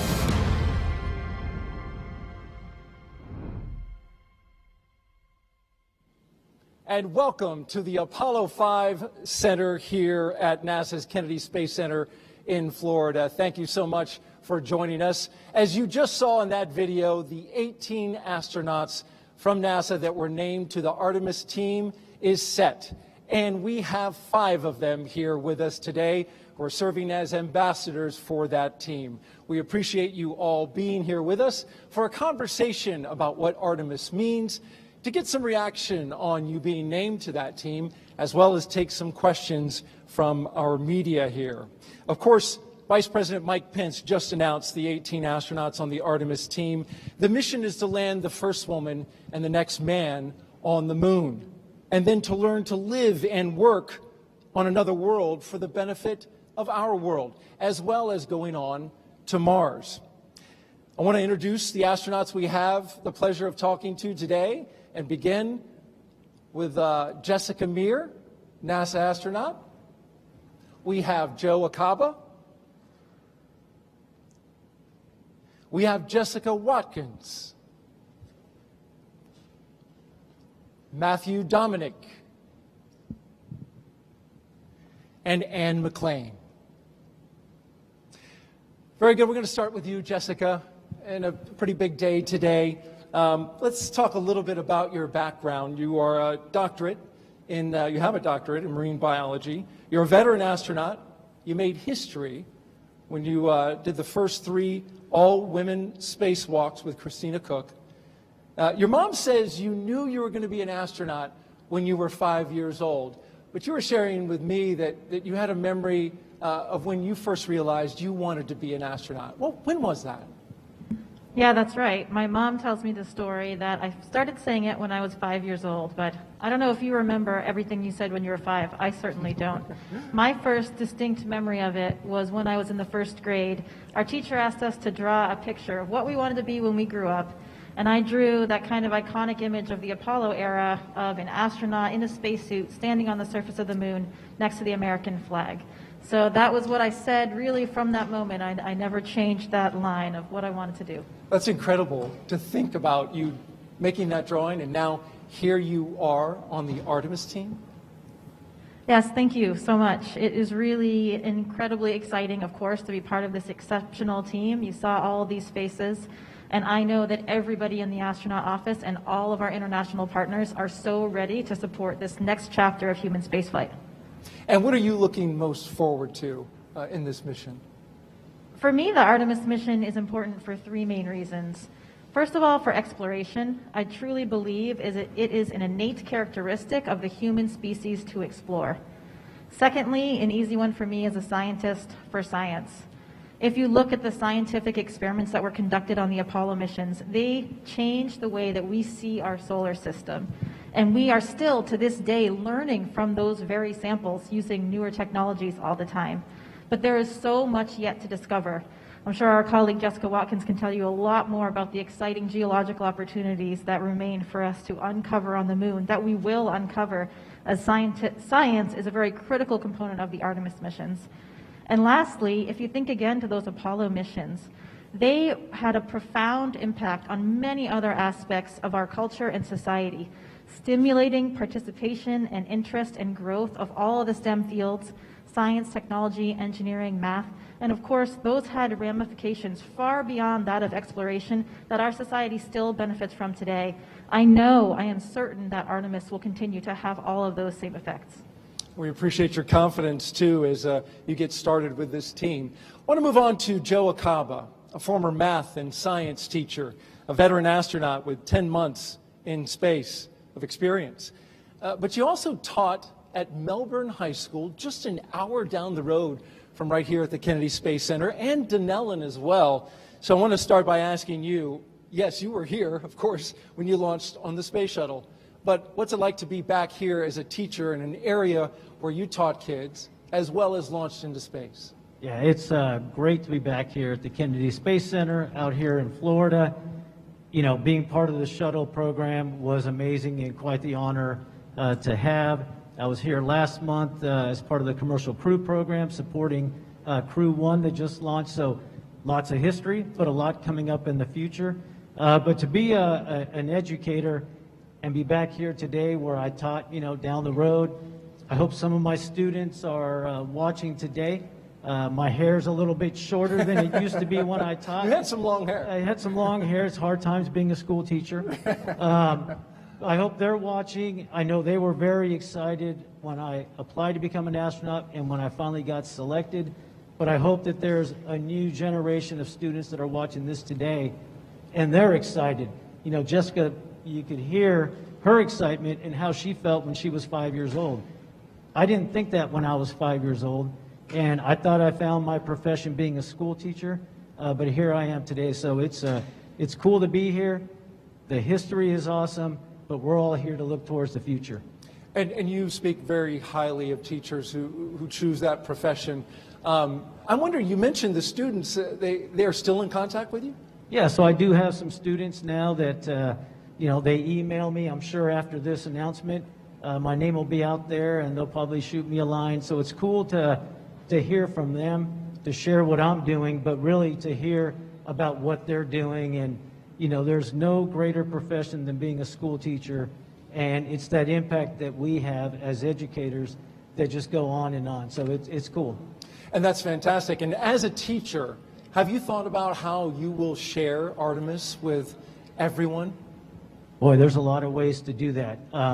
The program itself is exciting. There is no kid out there, all of us here, that have not looked up into the sky and wondered, what would it be like to go up there and walk on that thing? And so what I want to do as an educator is to, inspire those students that this is a possibility, but we're going to the moon to get to Mars. And it's those students that we're going to talk to that are going to get us there as engineers and astronauts. And it's incredible. You talk about everyone looking up at the moon and wondering what it's like. I did as a kid as well. So we will be looking up at you and certainly rooting you all on. I want to move now to Jessica Watkins. Welcome. I understand you have some family here, locally in the area. I do. That's correct. Yes, I have some family that lives in the Orlando area. And a few weeks back, a couple months actually, I was able to tie in with them. They came out to, my aunt is an educator, just like Joe, and she was able to bring her class, a lot of her school actually, come do a field trip out here at KSC. And I was able to tie in and say hello to them, so that was really excellent. That's pretty neat. Let's talk a little bit about your resume. You're a geologist, as was mentioned. You study landslides on Earth and Mars. You're an aquanaut and a member of the science team for the Mars Curiosity rover. You also, I thought this was interesting, won a national championship with the Stanford women's Division I rugby team, which is pretty impressive, no? No, that's correct. I was definitely privileged to be a part of that team and get to experience that win with them as well. Being part of a rugby team, as Ann McLean can attest to as well as a rugby player as well. There are a lot of similarities to a rugby team as to this Artemis team and the whole NASA team overall. On a rugby team, you have people with very varied skill sets. You have people who are smaller, people who are larger, or people who are stronger. People bring different strengths to the table. And I think that's true both of this Artemis team and NASA as well. And all of those strengths come together to really build a productive and winning team. And I think one of your strengths is speed. I was looking at one of the wonderfully produced videos that are done on you, and there's this great clip of you scoring a try. Two defenders are coming to get you, and they're running in the same direction, and you split them on the way to score, but it's not so much that you split them, but you blew by them, and they were running in the same direction you did. Yes, well, so of all those skill sets, the only one that I have is speed, so I have to use it wisely. It was wonderful watching that score. Let's talk a little bit about the mysteries of the moon, because you talk often about how geology helps us understand the history of what happened. What are you looking forward to in terms of solving the mysteries of the moon? Absolutely. I'm happy that you asked that question. Certainly the moon, we have a lot that we can learn from the moon as well as learn about the moon. In terms of understanding the history of the moon itself, one of the big questions in the polar regions is looking at lunar volatiles. So understanding how those volatiles formed, where they are, their distribution and extent, which will also help us in the future as we start to look for a site to build our moon base and continue into the future. The moon also allows us to look at planetary processes, particularly looking at impact cratering, which is a process that we see on multiple bodies, rocky bodies in the solar system, and helps us understand ages within the solar system. The moon will also help us understand more about the Earth. For one, the moon-Earth system and the origin of the moon helps us understand more about Earth and how we can apply some of that knowledge to what we know about the Earth. And lastly, the moon can also function as a platform where we can start to explore the sun and astrophysics, start to observe the universe from a different vantage point and learn so much more. And we need resources on the moon as well, right, if we're going to sustain a presence there, which is very key. Absolutely. Jessica, thank you so much. And now, Mr. Matthew Dominic, U.S. Navy test pilot and fighter pilot. You flew 61 combat missions. You're a double E, electrical engineer. And interestingly, you were kidnapped aboard an aircraft carrier where your fellow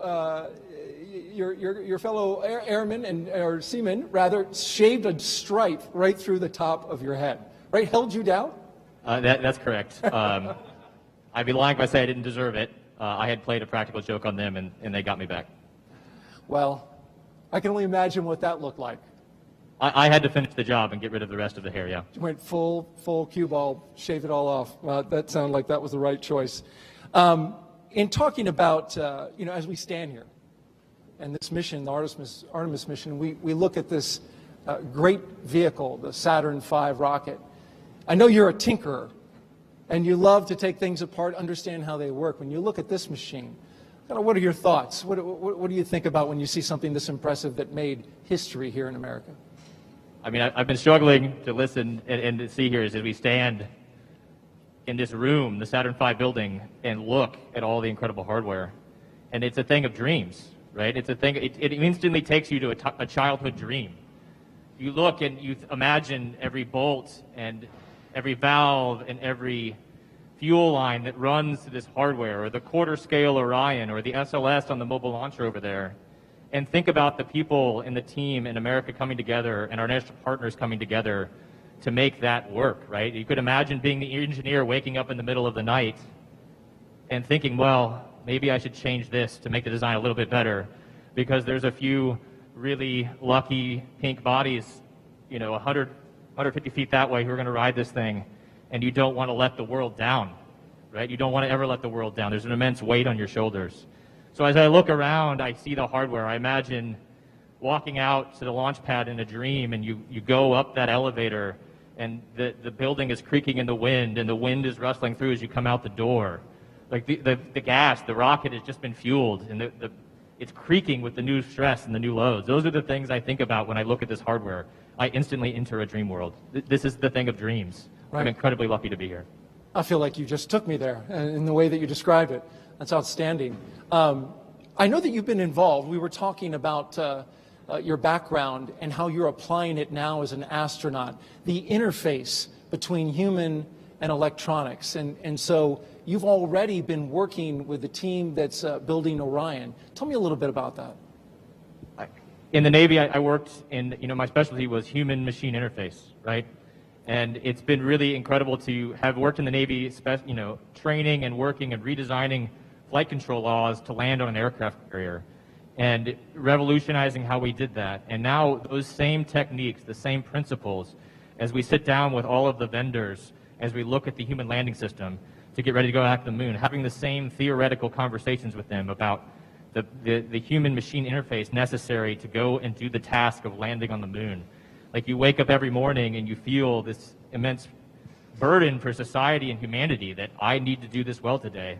I am the one, a bunch of us, all of the astronauts in the Corps, all of the people at all the centers are in the arena trying to make this happen for humanity. And so it's incredible to see those just be working with the hardware and making the decisions in the room. And maybe it's COVID and maybe you're walking out of a Teams meeting, right? A video chat. And you realize, whoa, we just talked about landing on the moon today and how we're going to make it happen. So it's very easy to be motivated to come to work. And it's interesting, you talk about the responsibility. I mean, there's inherent risk, obviously, with being an astronaut. That's always brought down by NASA in the best way that we can. But you were telling me that you don't think about that. You think about the responsibility that you have. I think if you had to choose between two fears, what I'm more afraid of, dying on a rocket or letting down all of the people that worked so hard to make this happen, all of the international partners that came together, that toiled for their careers, decades to make something happen, and you maybe didn't study a little bit more so that you know the right time to throw the switch to make it happen. I think there's an immense amount of responsibility there. I think I'm more afraid of that than of dying, right? Like that's the fear. That's the thing that drives you when you wake up. That sounds like the right stuff to me. Thank you, Matthew, for sharing that with us. Ann McLean, welcome, and thank you for being here.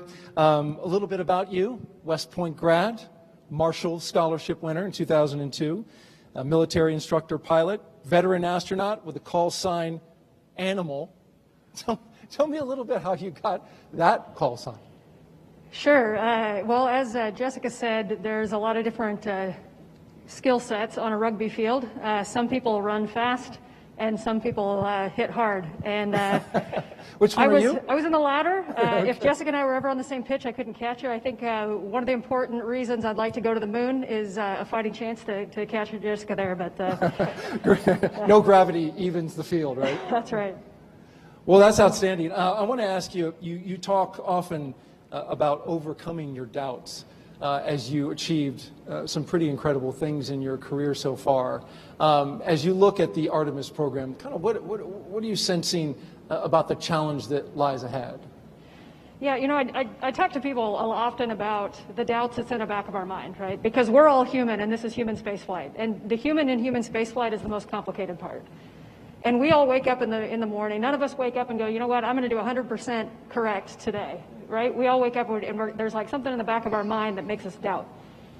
You know, and the people that achieve and that make things happen are the ones that address the doubt, respect it, and move on, right? Bravery is not the absence of fear. It's being afraid and doing it anyway. Okay, and there's plenty of times that everybody on this stage and everybody out here was worried about something, doubted something, wondered if that was the right path for them, thought something was going to be too hard for them to achieve, and guess what they did? They did it anyway. This crew and our crew at NASA is a group of doers. We are dreamers, but even more so we're doers. And in order to do, you got to face those fears, face those doubts, and move forward. And that's why, you know, people look up to you and the rest of the astronauts so much when they hear things like this and knowing what you do. You were telling me earlier that one of the biggest questions you get from the public is, Jessica, or Ann, sorry, are you going to be the first woman on the moon? And I thought your response was interesting. What do you say? Yeah, we do get asked that, and especially I think even more so now we're going to get asked that. Is it going to be you? And one of the things that I learned from the first day I stepped in the halls at NASA is the caliber of people that we work with. And so right now, what I know is that I'm either going to walk on the moon, or one of my friends is going to walk on the moon, and both of those scenarios are beyond my wildest dreams when I was a kid. Wow, that's special to hear that.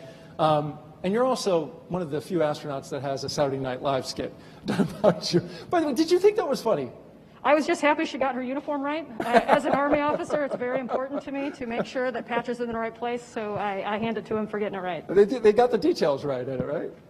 Well, you folks really are an inspiring bunch, and thank you so much for taking the time to have a conversation with us. We do want to get to some questions from the media who have gathered here, and we'd like to ask you to say your name and affiliation, and to whom you would like to direct the question. Sure. Hi. Thanks for taking my question. I'm Amy from space.com, and I was just, whoever wants to answer, how excited are you guys to be in the first class for this program and to maybe be the first to ride on a new rocket and a new spacecraft? How about Jessica? There's two of them on stage, Jessica Meir or Jessica Watkins. Jessica, it's all you. Yes, I can definitely tell you that all of us here on stage, as well as the 13 others back in Houston, as well as the rest of the astronaut corps, we are all so excited to be a part of this effort. We're so excited about moving forward, taking the next step, and making this dream going back to the moon a reality. Awesome. And then I had a question for Jessica Meir. I'm sure that you guys are all comrades and friends and get along really well, but how special is it to share this with Christina, who you got to share your spacewalks with and your time in space? It's really amazing. I think it kind of goes back to what Ann said earlier about the fact that we are all colleagues and we all work closely together, but we are all friends as well. When I go to work every day, I know that I'm going to see people that not only do I love to work with, but I just love to hang out with in my free time and to spend all of these things of life. As you can imagine, becoming an astronaut is full of a lot of changes in our lives for all of us. And you really have an exceptionally close bond, especially with your classmates. Christina's one of those classmates. Ann's one of my classmates. All 8 of us in that class particularly like brothers and sisters. So it is an absolute privilege and honor, and it just makes it even more special to be sharing it with those people that I know that I love so much. Hi there, Rachel Joy with Florida Today. Jessica Watkins, you very well could be the first woman on the moon. I'm curious why you think it's important that a woman should go to the moon. Yeah, absolutely. And I think, it's a really big honor for all of us to be here, to be part of this team, to be part of this effort, and to know that we can contribute to that first woman, that next man on the moon. I think for me, what that means is just being a part of this Artemis generation. It's something that, as we kind of described, is something that we've all looked forward to, or hoped for, dreamed of since we were little. And for that dream to be becoming a reality, really just for the nation, that we are going back to the moon, and I think is really exciting for all of us. And let's broaden that out to our ladies on the stage with you. Jessica Meir, you have any thoughts on that?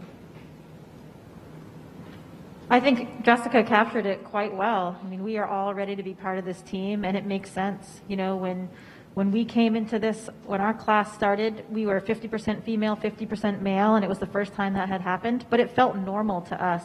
And this is something that, of course, I get this question a lot in talking about that spacewalk that Christina and I did together.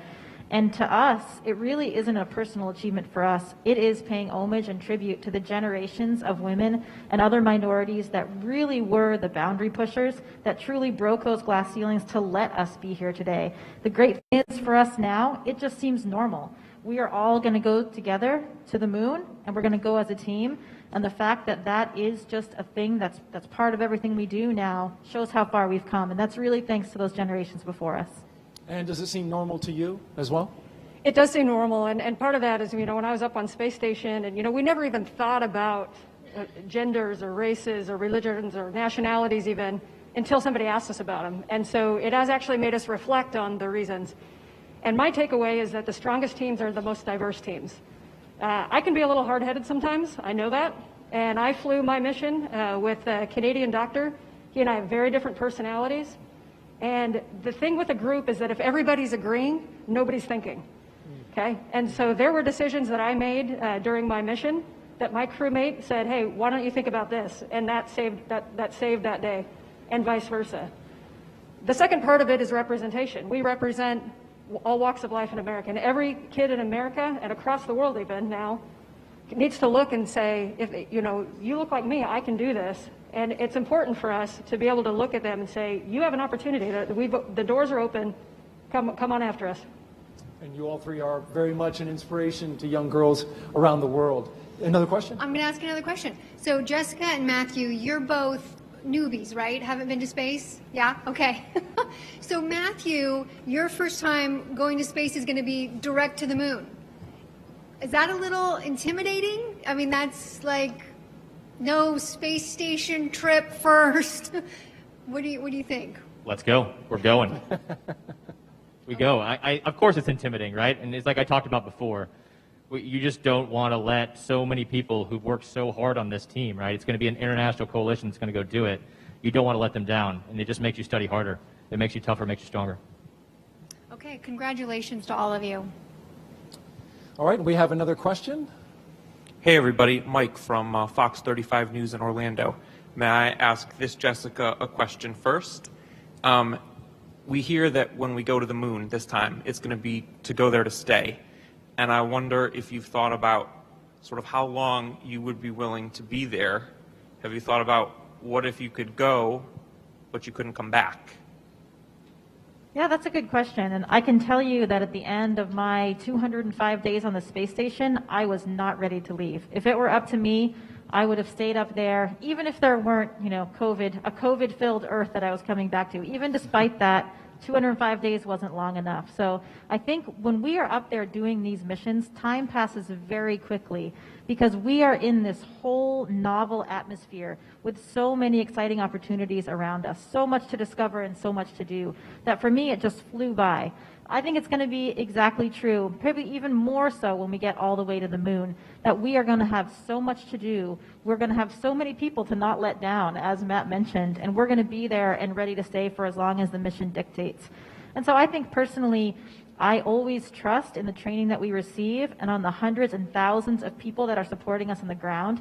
They're the ones that are designing the correct mission architecture, so they will design the appropriate length mission to get the most out of it for all of us back on Earth. So absolutely, I'll be ready to stay for whatever duration that dictates. Years? Sure, yeah. I mean, I think absolutely. If we start talking about this first mission to Mars, it would probably be a 3-year mission the way it's looking right now, and I would be ready to do that when the team has it all designed and ready to go. Good for you. Anne, question for you.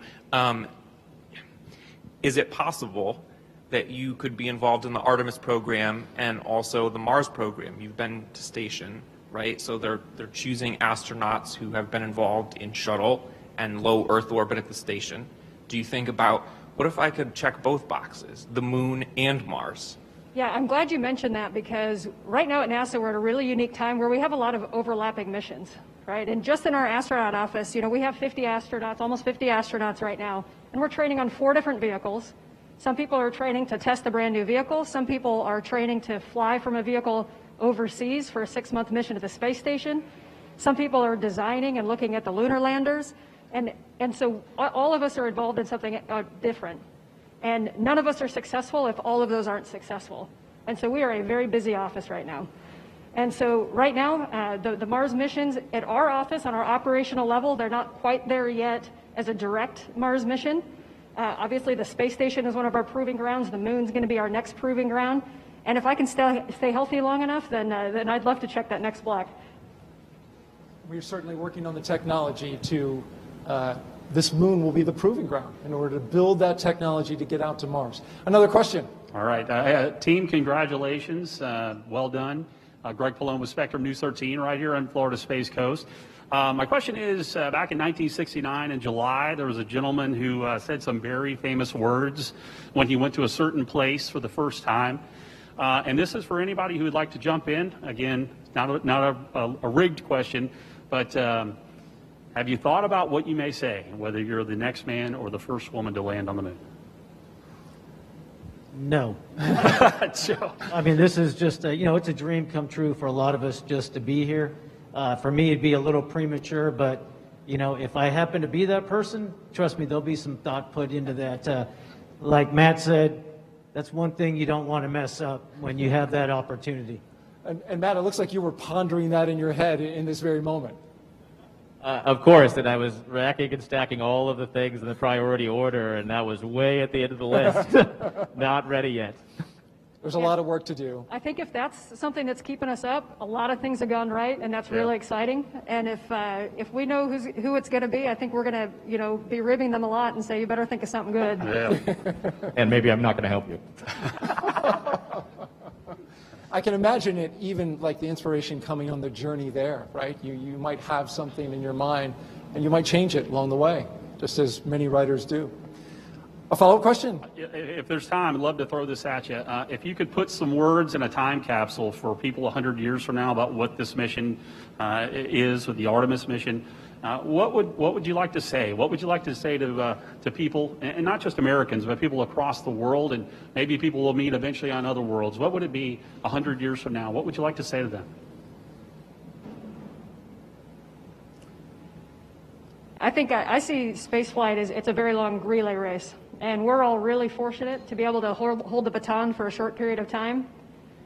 So if in 100 years, I would almost want to ask them a question, but I think what I would just say is I hope that for the time I held the baton, I made this a better program, I changed lives for the better, the program for the better, and that your lives are better for it. Hard to follow that up. Yeah. Thank you. Good luck, guys. Yeah. Well, thank you very much to our media members. We appreciate you joining in and asking the questions. One last question, though, for you that I have. With a show of hands, who would like to be the first woman or the next man to go to the moon? There it is, all five, in honor of the Mercury 7 press conference. We appreciate seeing that. Thank you all for being here. Coming to Florida, taking time out of your busy schedule to meet with us and talk with us and share your thoughts and feelings about the Artemis program. We greatly appreciate it. And if you want to learn more about these astronauts, you can do so by going online to nasa.gov/Artemis team. Again, that's nasa.gov/Artemis team. Their biographies are there, as well as some very finely produced videos about them where you can hear them in their own words. I want to thank you all for watching and remind you to keep looking up. Thanks, everyone.